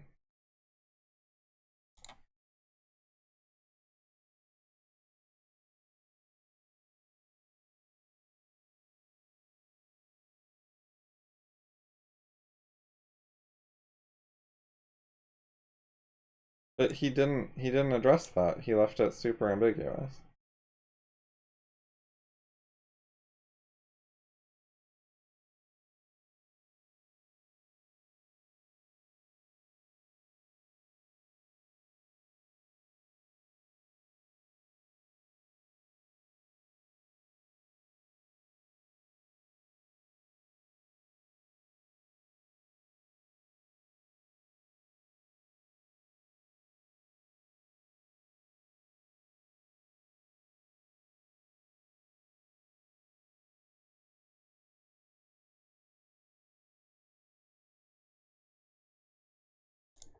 Okay, so Murray Bookchin.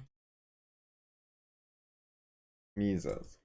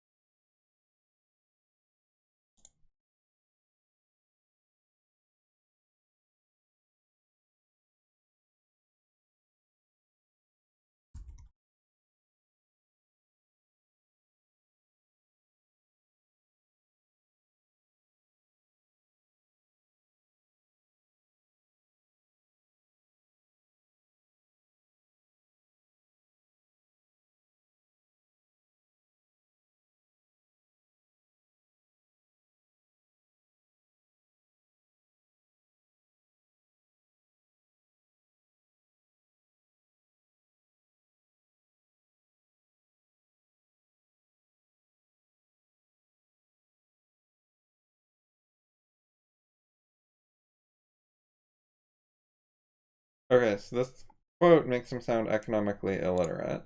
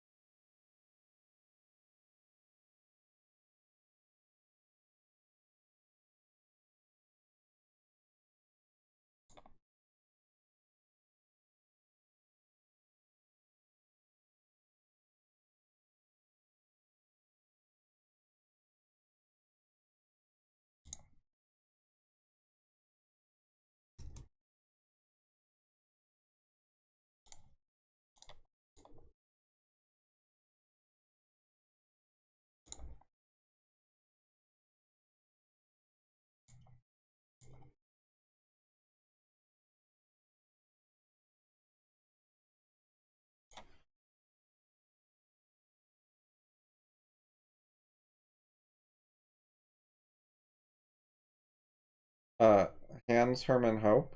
Some of his material is pretty good, some of it's wrong. It's a mix. He's an Austrian economist. He knows some Austrian econ stuff. I don't think he's a good philosopher or anything.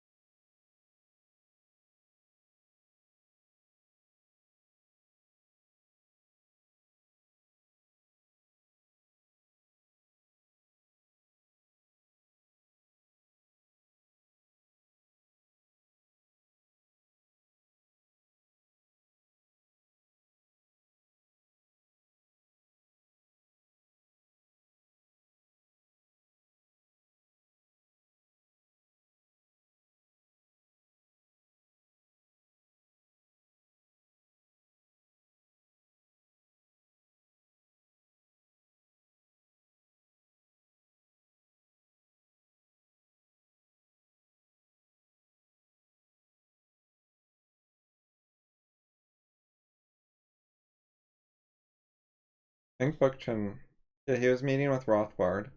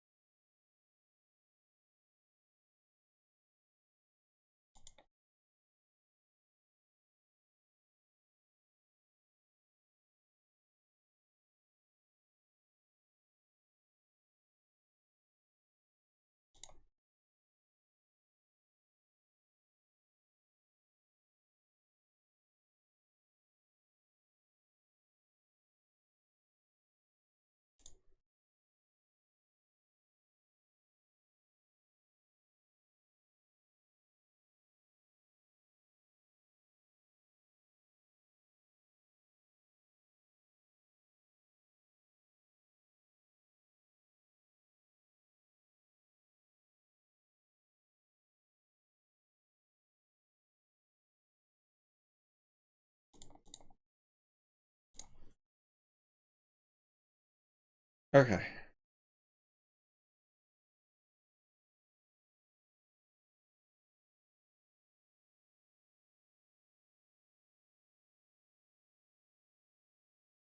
Okay.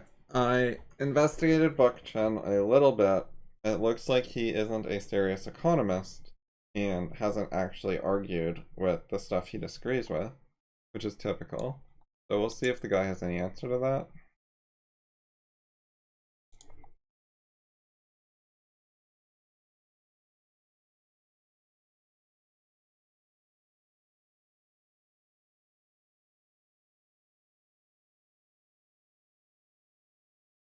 Oh yeah, so I'll say roughly what I said about this.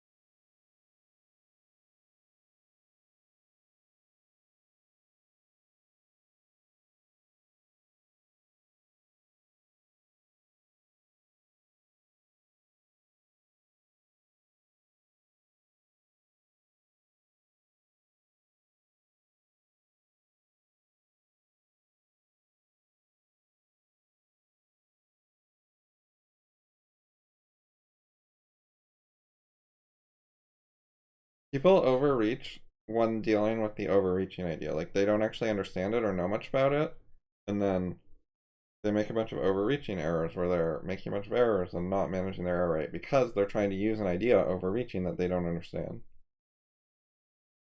They use it wrong because they don't understand overreaching. It's hard to get started when you don't have rational methods.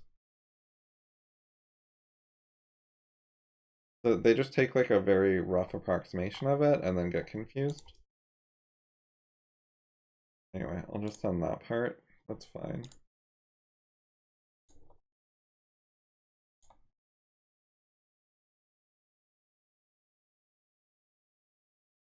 I suggested to Anne multiple times that she look at some books related to logic, but she doesn't want to and hasn't said why. I don't know why. Yeah, also, she's looking at some very specific, like, formal logic stuff. It's pretty mathy. I don't know how useful it's going to be in actual discussions.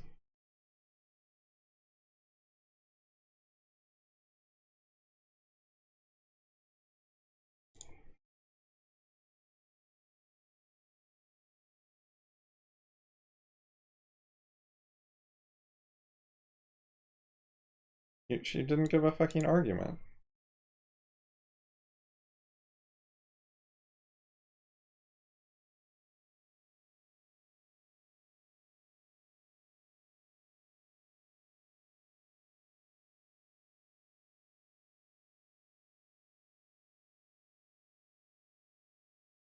Yes, I already answered.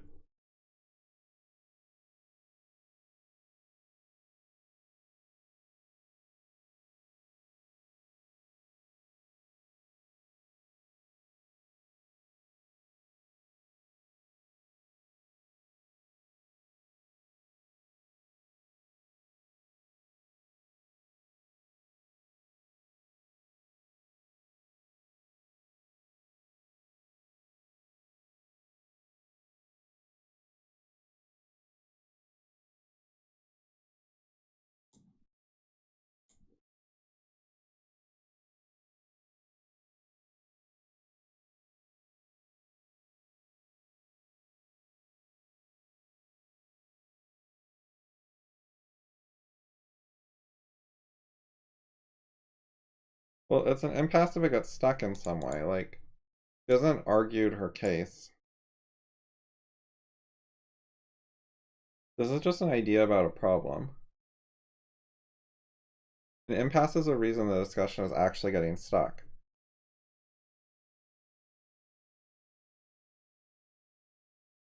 Like, an impasse is, like a reason to not continue, a reason the discussion is broken. But the idea that the discussion is low value, as an initial idea that you have not yet brought up or said anything about, is not really an impasse. You don't know how the other person will respond. You haven't tried to solve the problem yet. But okay, sure. First problem.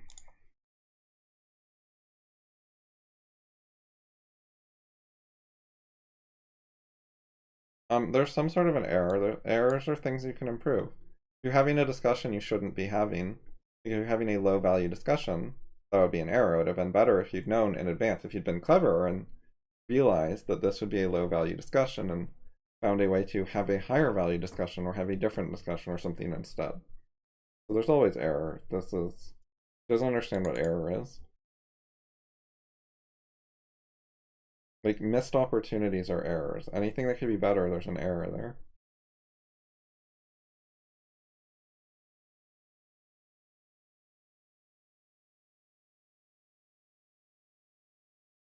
Yes.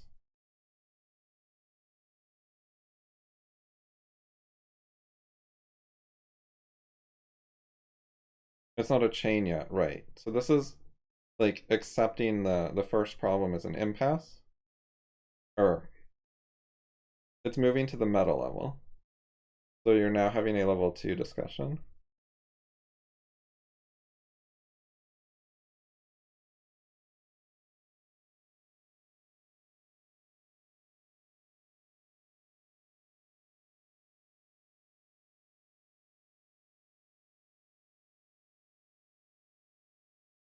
Two and three aren't different. She says some possibilities, but two and three are like variations of the same thing, so it's confusing.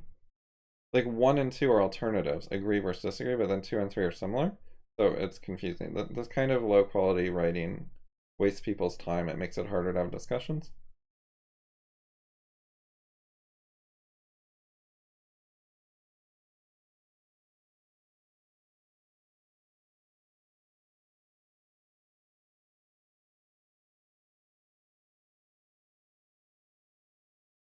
Wait, she says my impasse with FI, but she hasn't said an impasse.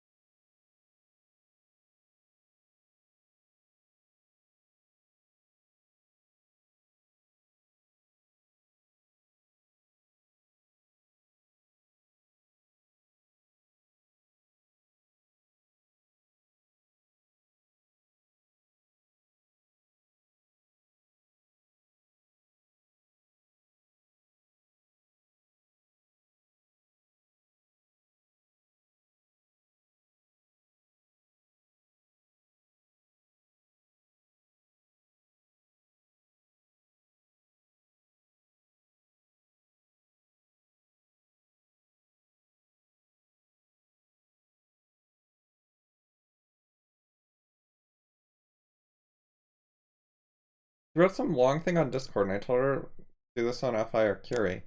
And then this does not include it. Like, she didn't quote it. I never even read it, but she wrote like this much text about what I have highlighted, something like that much text. And I was like, I don't want to talk to you about this on Discord, use forum.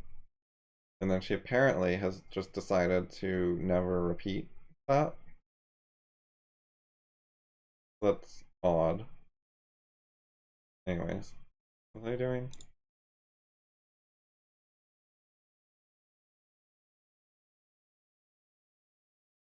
That's not what I said.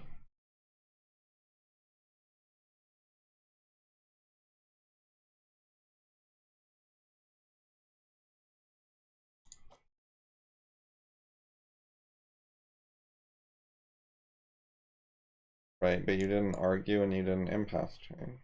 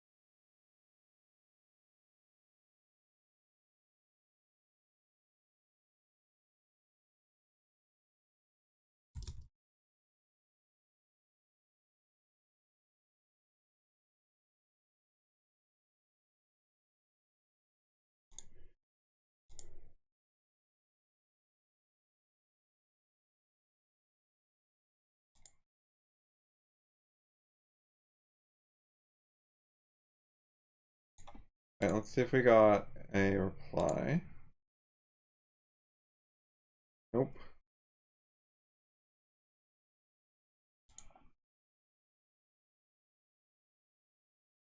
And you got notifications here, so this checks all of the stock exchanges at the same time.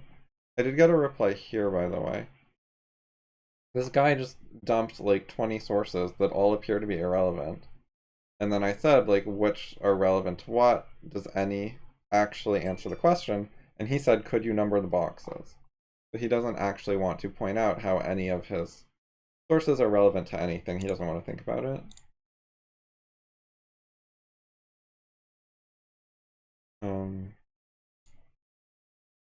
Right, so I need to check Reddit. Oh, nothing. Okay, I'm like legit caught up now. Well, right, I think I saved a couple things to read.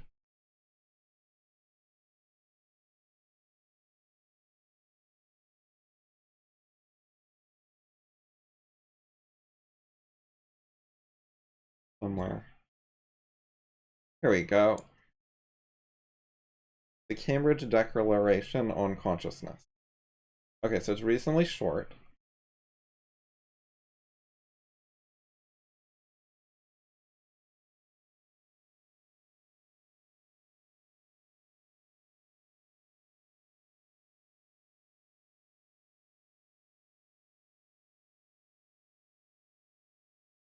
Following observations can be stated unequivocally.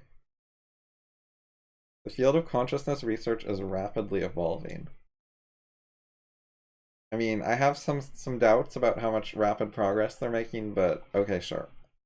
I'll let that one go. Abundant new technologies and strategies have been developed. Whatever. Okay, sure. More data is becoming readily available, and this calls for periodic reevaluation of previously held preconceptions. Sure. Okay, I'll grant that. Studies of non-human animals have shown that. Wait, what the fuck? Wait, why can't I select? I was able to select up here, but now I can't select down there.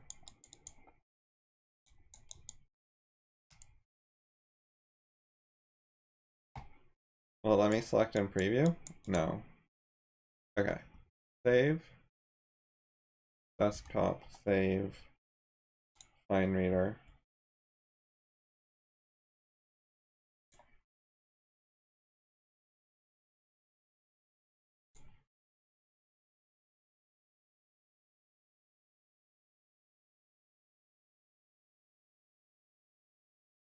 Wait, what the fuck? 199 pages?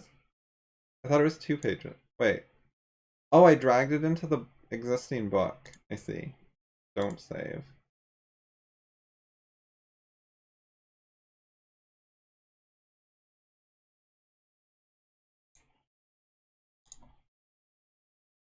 Justin, it's a PDF. There's no reader mode for PDFs.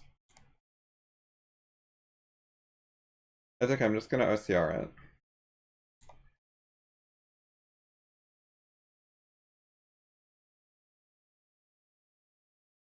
Okay.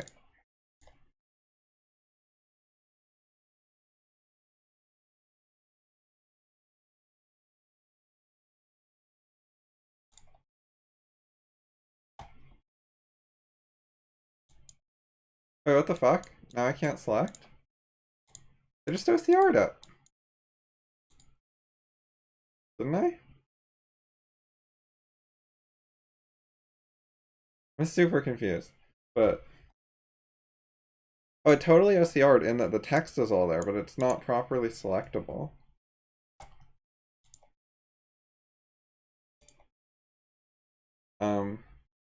I guess I shouldn't have closed it in Fine Reader.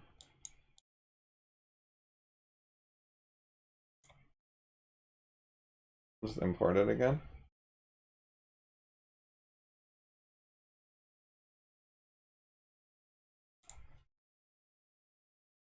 Okay, well, it looks like I've got the whole text here. Actually, I'll be able to copy paste should I want to respond to.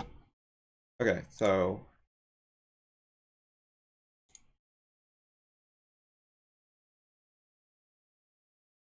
source.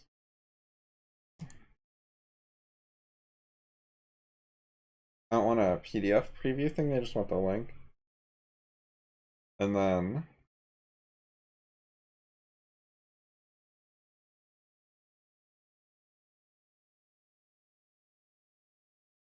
okay. Oh, Jesus. Alright, let's fix this up a bit.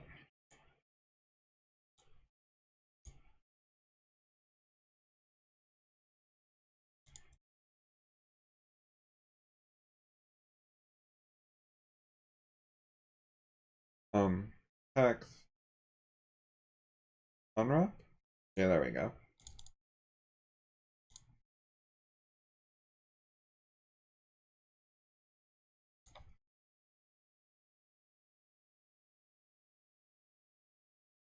I don't understand how this is even in the same paragraph. It seems like a huge jump.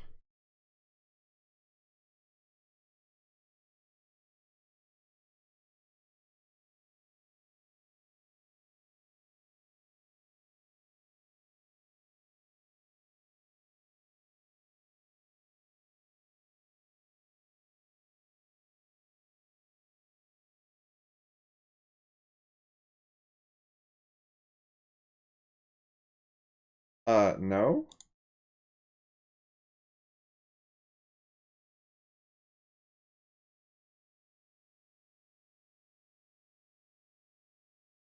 They didn't even fucking give a source on this. Are there sources below or something?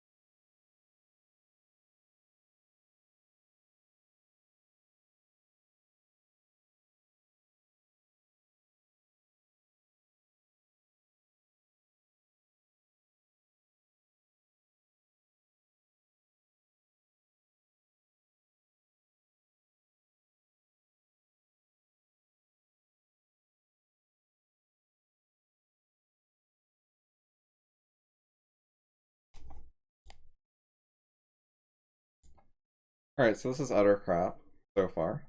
The neural substrates of emotions do not appear to be confined to cortical structure.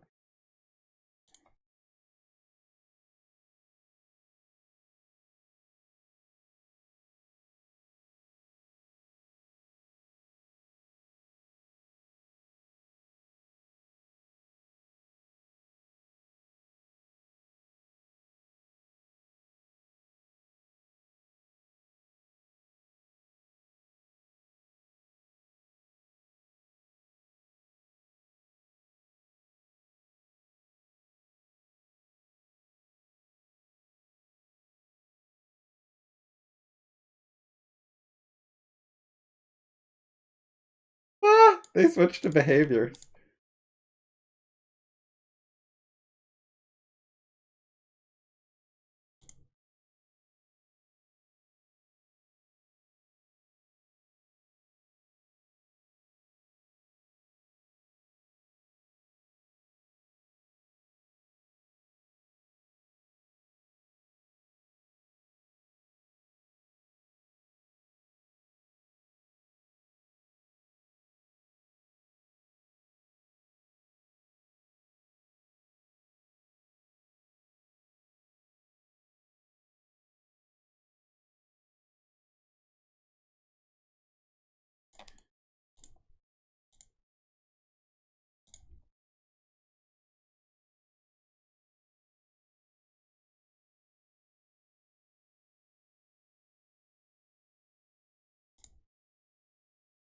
Yeah, landscape works in Twitch in my experience.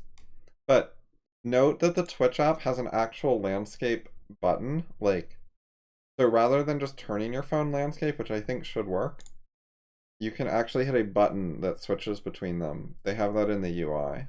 It has some like little turny arrows or something. So maybe try that. Maybe that'll help.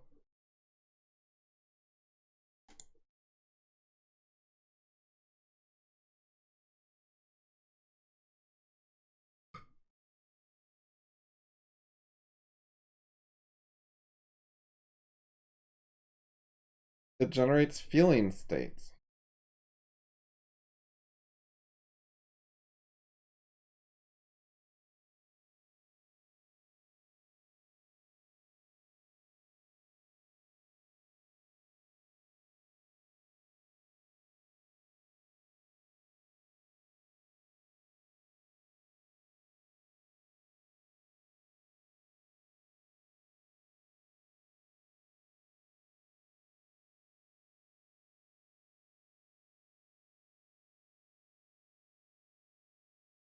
Okay, what is this thing called? The Cambridge Declaration on Consciousness.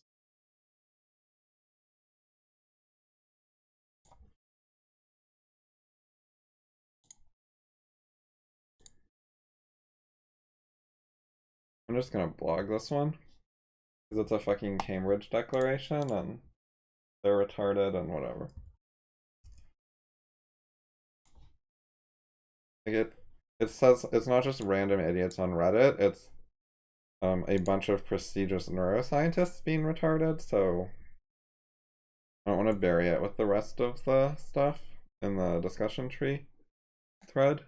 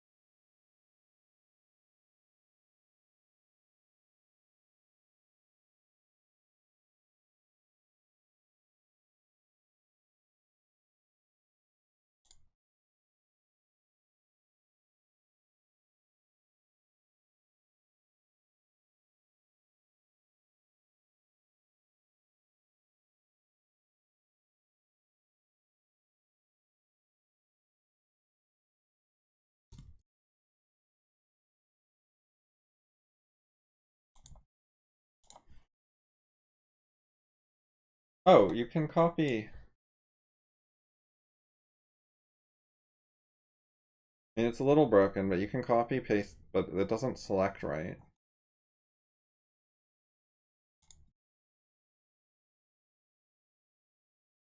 Or was I here?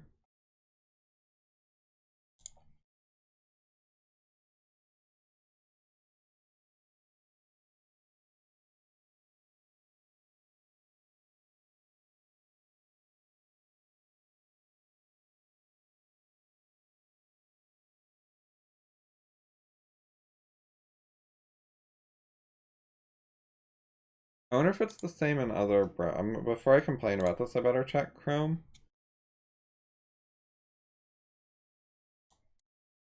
Oh, it works in Chrome. Alright, never mind. I'm not gonna complain about it.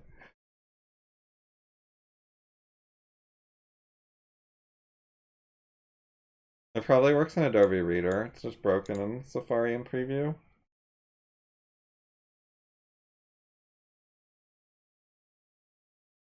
Okay.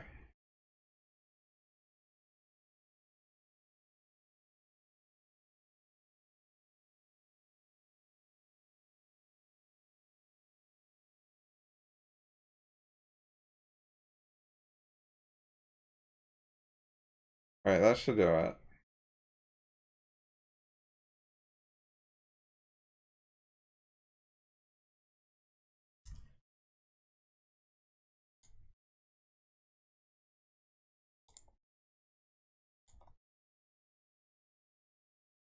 Okay, come on. Oh, it's this guy.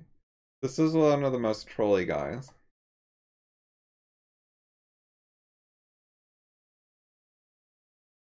Okay, that's trolly.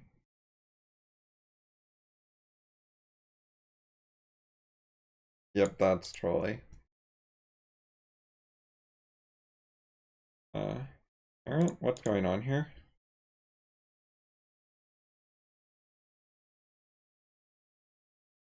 Okay.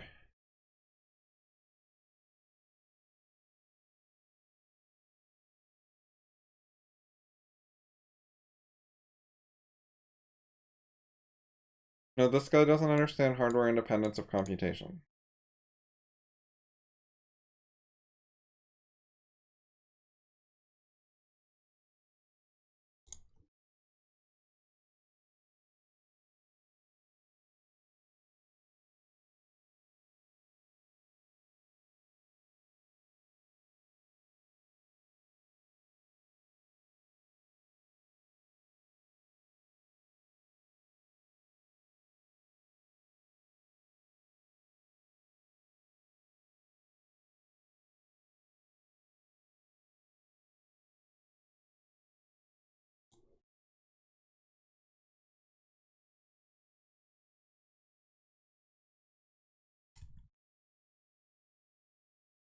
Oh, fuck, I want to say.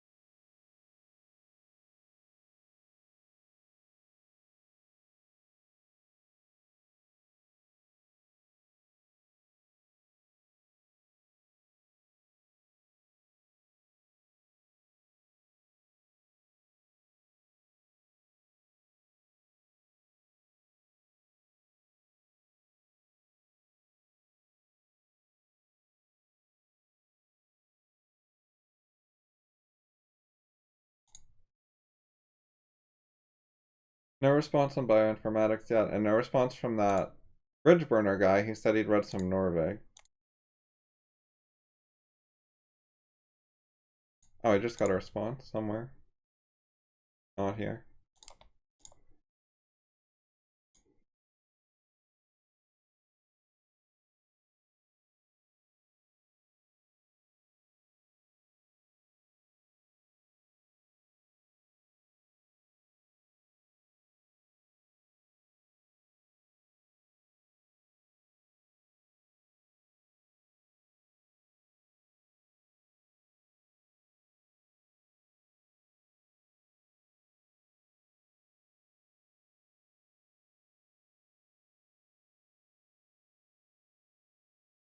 This guy clearly doesn't know.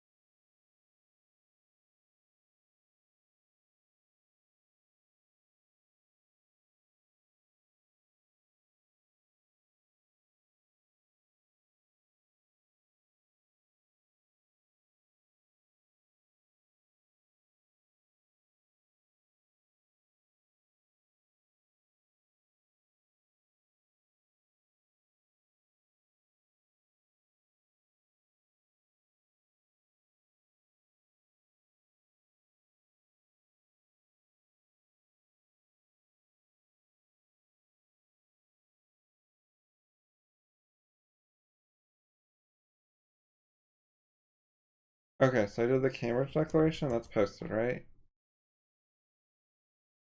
Yeah.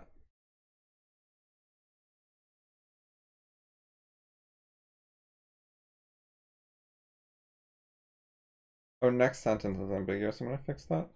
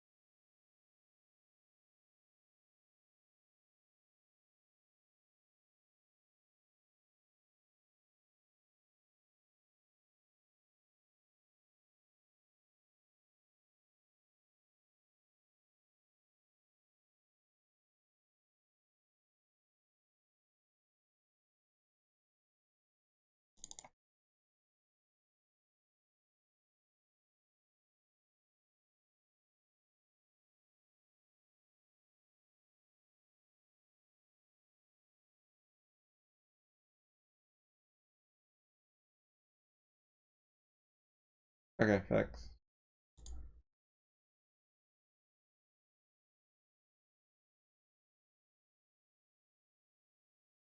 Okay, did that one. Oh yeah, so I searched this and it doesn't have relevant stuff about computer science. But I was gonna read the actual table of contents bit. Also, I'm gonna stop streaming soon, so if you have any questions, ask now.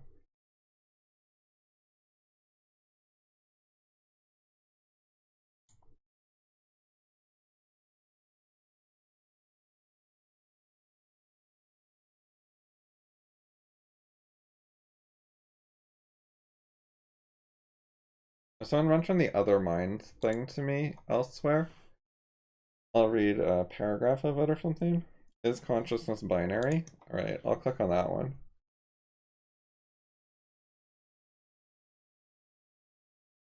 Mental time travel? Right, okay, so these ones look relevant, and then what the fuck is mental time travel?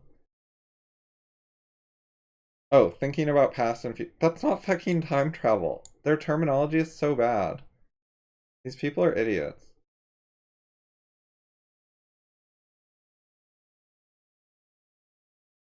I gotta pee, BRB.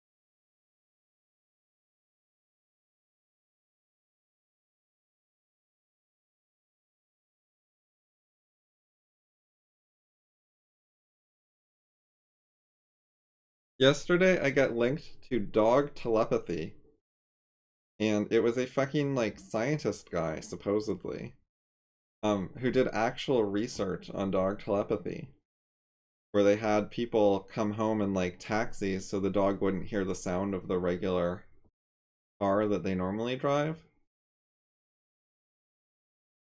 And they're like, dogs sometimes know when their owners are coming home.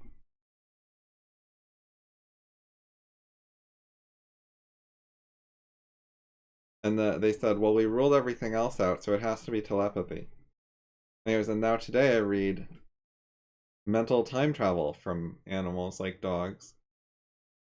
But their excuse is, oh, we didn't actually mean anything whatsoever to do with time travel. We just decided to use a word that makes us sound like dog telepathy advocates. By the way, why did they come up with we ruled everything else out, it must be dog telepathy? When it could have been dog time travel. Maybe the dog traveled into the future to see when the owner got home, then traveled back and then knew when the owner would come. Like, it doesn't have to be telepathy. It could totally have been time travel.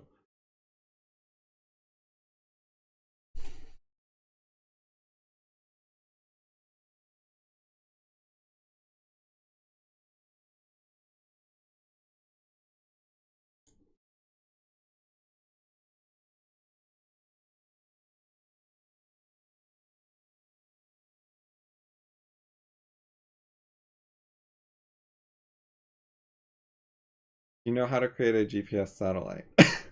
Okay, I'm not answering that. He's gonna say I'm not intelligent because I don't personally know how to create a GPS satellite. Nope, we're done. And I got a blog reply.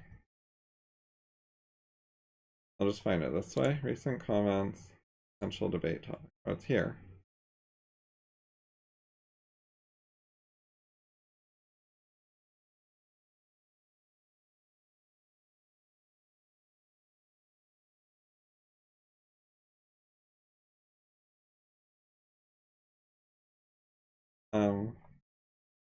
Hey, bro.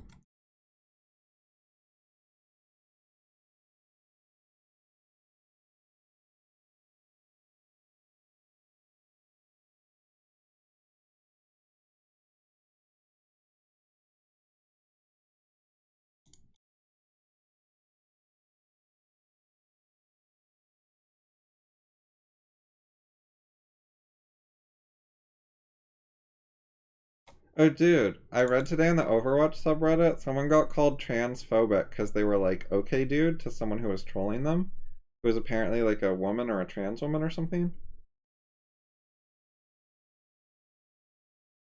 So yeah, if Anonymous is a trans woman, I might be a bigot.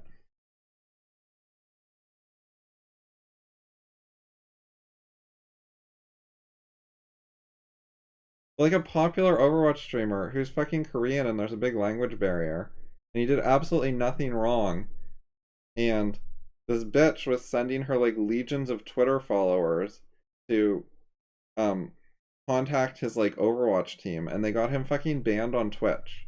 Twitch was like, oh shit, we better cave to the PC police, and banned him. I'll go look at it. I'll get you guys a link and put it on my blog somewhere.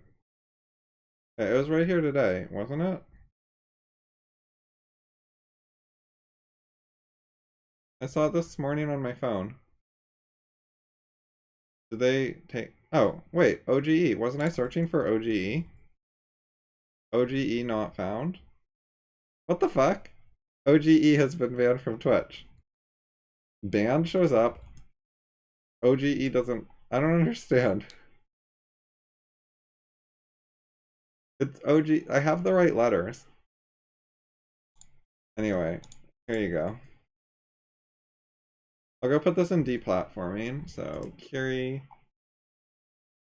Deplatforming and fraud. OG banned from Twitch. And I'll find like a quote or something.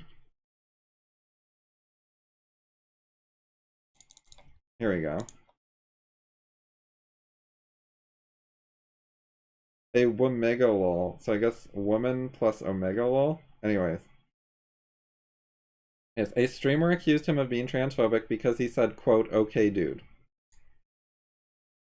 Oh, and he fucking like talked with her and like explained it was a language issue because he's Korean. And she like forgave him or something, according to the comments. But Twitch then went ahead and banned him anyways. Here we go.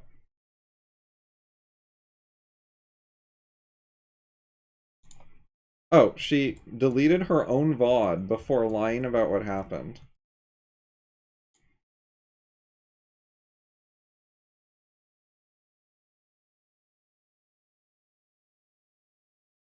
Wait, he got banned for linking her channel?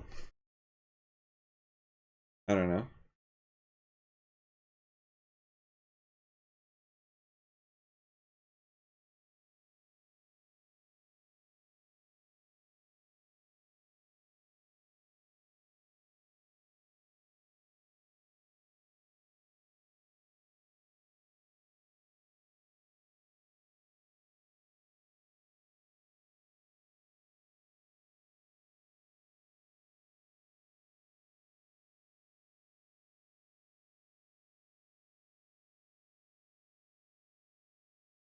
I apparently said okay, man.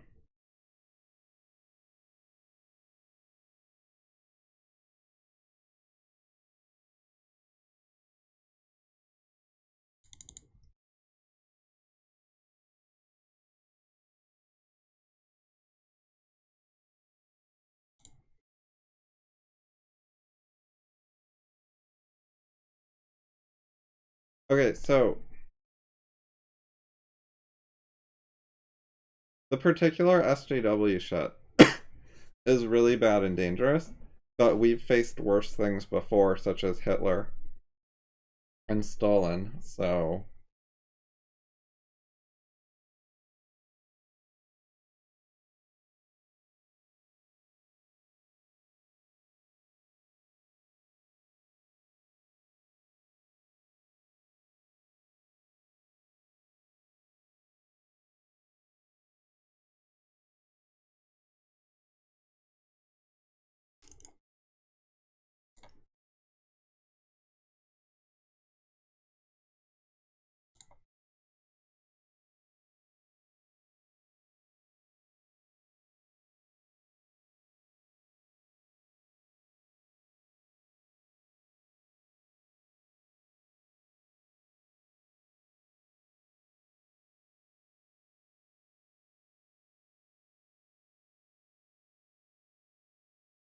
Is it 4 statements? Yeah, logic 1 is a separate paragraph. I should have fixed it more before I moved it over, but anyways.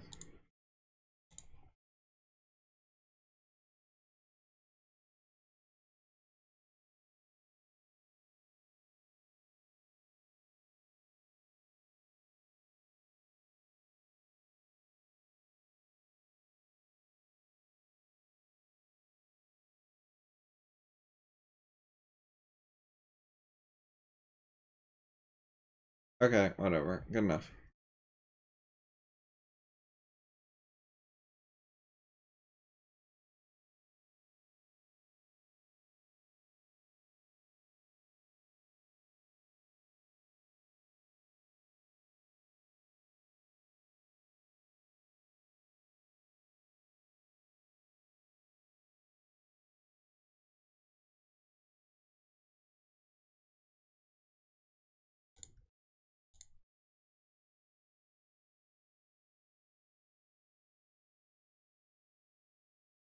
Oh, show parent.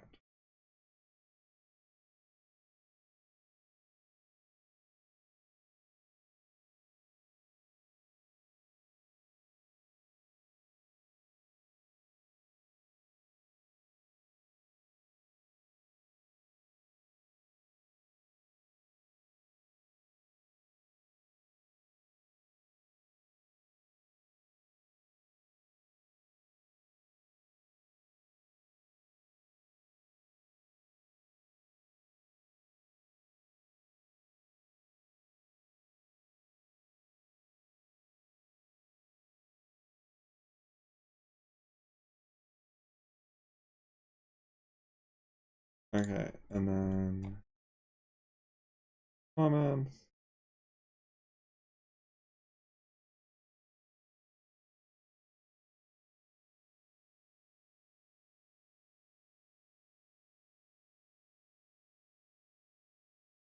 That is not what it means.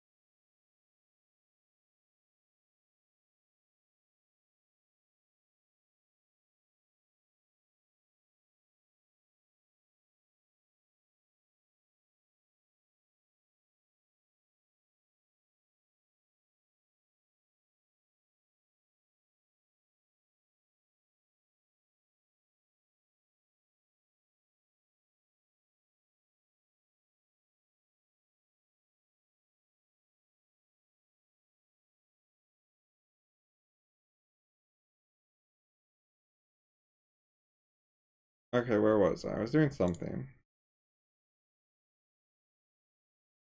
I'll check this again. Nope. This site auto updates. You don't have to refresh, and your inbox will get a little icon.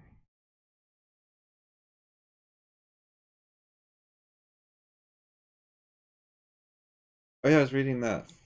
That's where I was.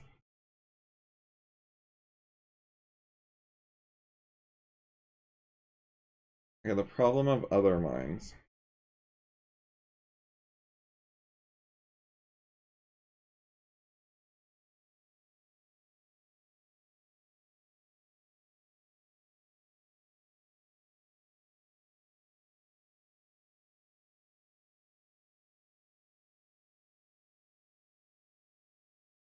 Oh, this part. Yeah, yeah. This gets into solipsism stuff. They need to read Fabric of Reality and understand how to use criteria for reality and uh how to like understand complex external things and so on and so forth.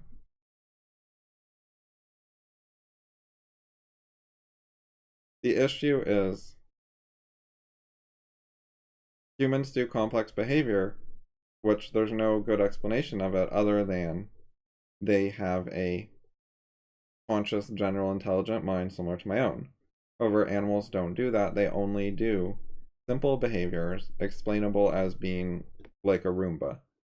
And we know how Roombas are built because we've built them. So we can say we have an understanding of what's going on there, and there's nothing there that looks like emotion, suffering, consciousness, etc. Like we're just doing some math. It doesn't make sense. There's no argument that the math in the Roomba would make it conscious or whatever. And if cows are only doing things similar to that of that nature, then you get the idea. Is consciousness binary? Limits of philosophical theory.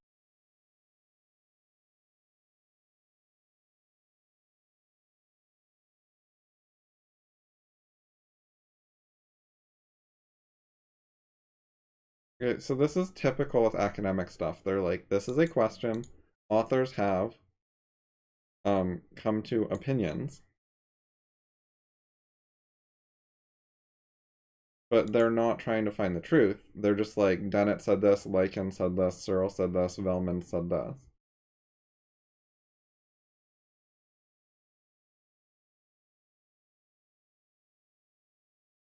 Oh, Dennett argues consciousness is not binary. They don't even define consciousness when they do this, by the way. They don't even know what they mean by it. Like, consciousness is a vague thing. What we actually know about and understand are things like computational processes. So they should be trying to figure out what they mean by consciousness in terms of something that they actually can speak scientifically and productively about.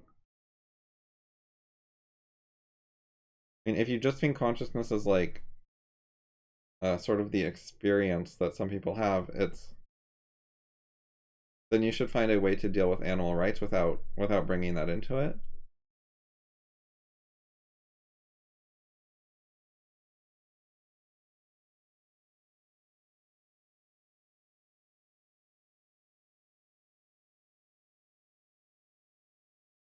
Like you should be able to argue for animal rights without bringing up qualia. It's the same kind of thing. Like make a case that uses things we actually know about and have reasonable ideas about instead of like these very blurry, vague things. So they say animal pain and suffering. They don't even define like pain versus suffering in general, and they sometimes use them interchangeably, and it's a total mess. I use pain for physical pain information signals, and suffering for mental states that the mind dislikes. And they, as far as I've seen, have not even gotten that far of being that clear and knowing what they mean by anything they say.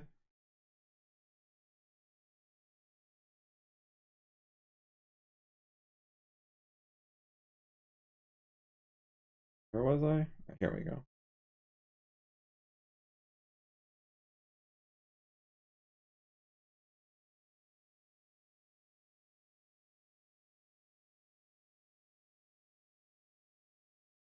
See, when they study animal pain, they look at physical information processing signals rather than anything to do with is it actually suffering. They distinguish pain from distress and suffering. Some of them do. Okay, that's good.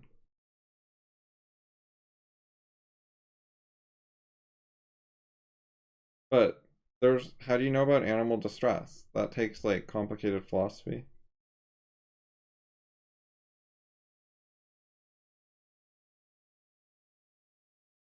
Yes, that discussion tree is made in mind node.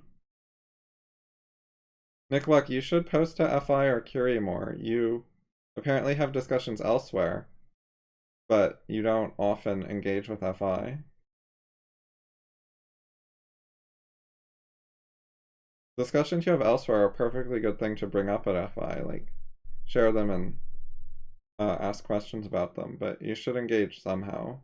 Otherwise you're just sort of having a non-FI life, or only passively reading FI stuff but not asking enough questions or whatever. I know you post like occasionally, but not that much.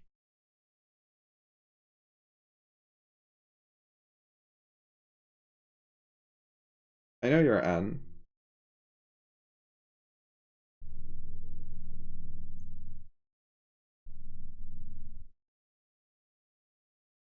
Like you rarely get into very much discussion.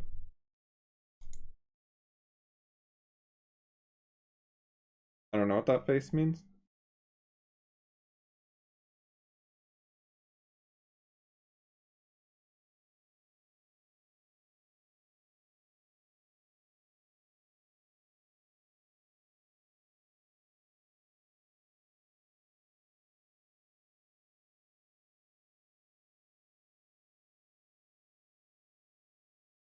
They're so focused on hardware instead of thinking about computation and software.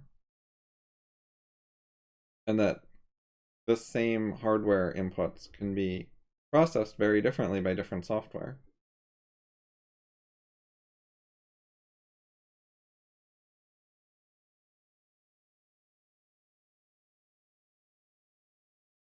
Right, so none of this is actually relevant and doesn't deal with the computer science or the epistemology. They're just getting... So, what commonly happens with me is people have bad ideas which are trumped later. There's logical priority for epistemology. Epistemology is like more important, a more important factor in like figuring out the right answer and the thing they're trying to talk about, and their lack of epistemology makes them wrong.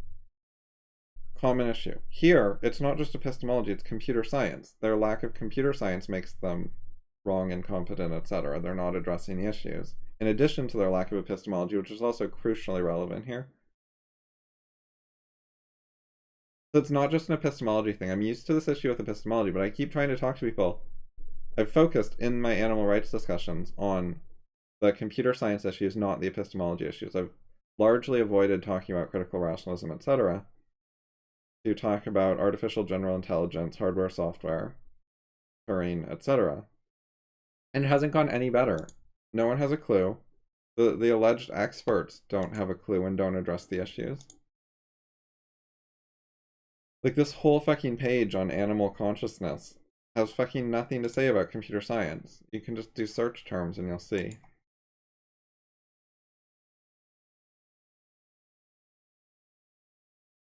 Like I did search terms earlier, but yeah, compu. 0 hits. No computer science.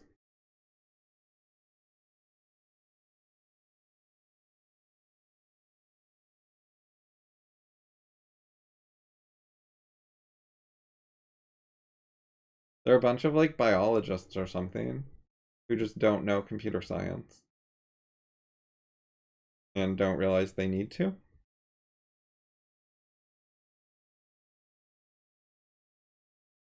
So you got just constant ambiguity on issues like, do they think brains are computers or something else?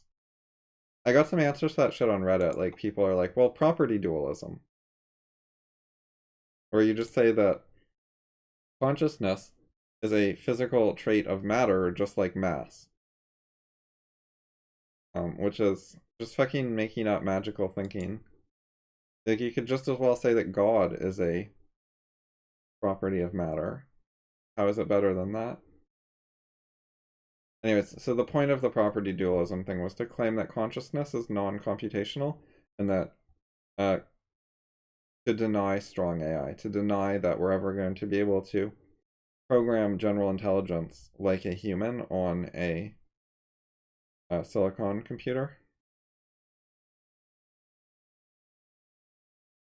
Although, like, I wonder, like, if consciousness is a fundamental, like, characteristic of certain atoms, couldn't we just add a few of the right atoms to the silicon computer so it'll have consciousness? Like, which atoms are they and how the fuck does that work? Total nonsense.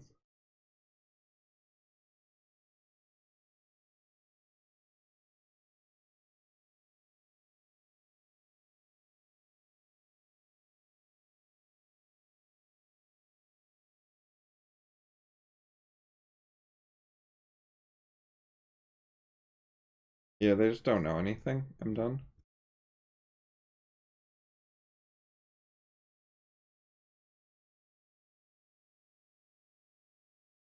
Okay, got a new reply.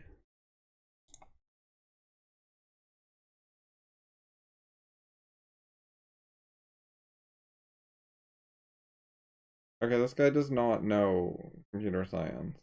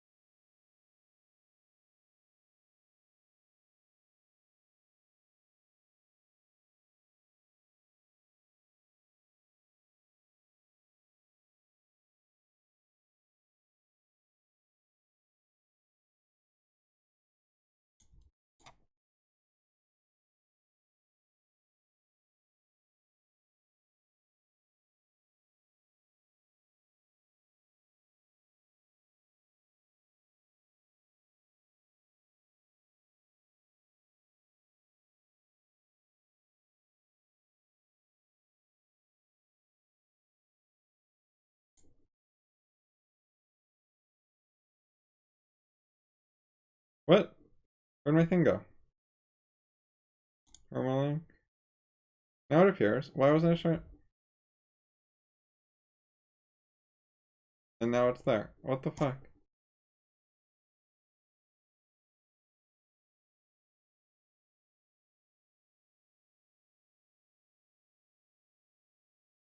Okay, well, to sum up for the day or something. Oh, Nick Luck.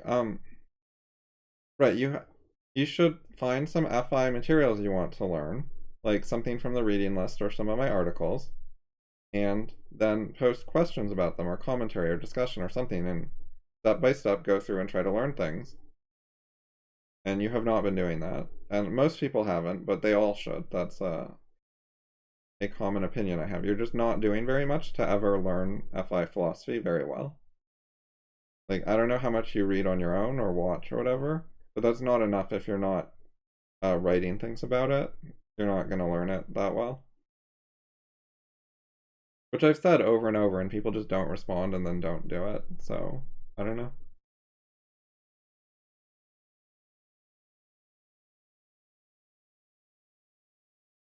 Okay, summing up.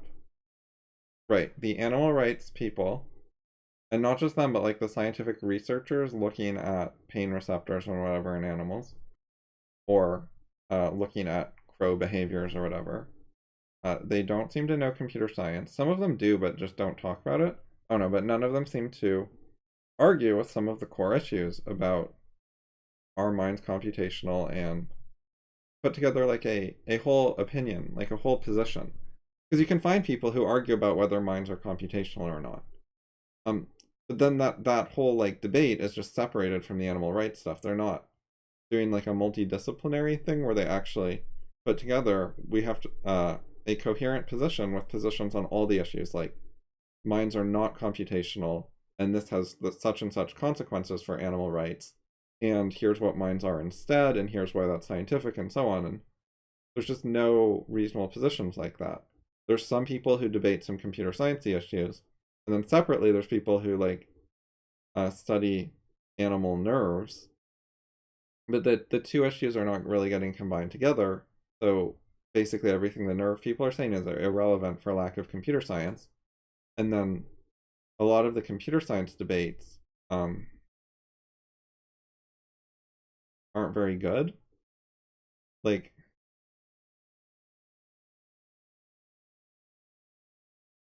the arguments denying that minds are computational are like really dumb and unreasonable from what I've seen. If anyone knows one that's not, like let me know.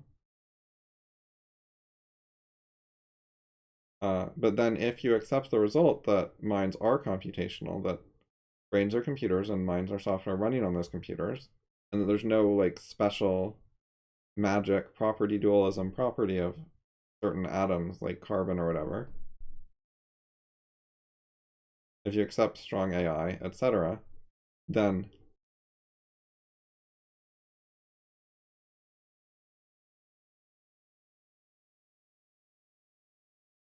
people should consider what that means for all this research they're doing.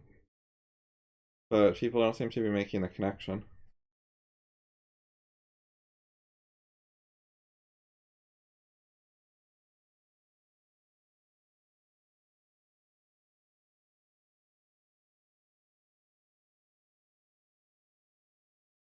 All right, later.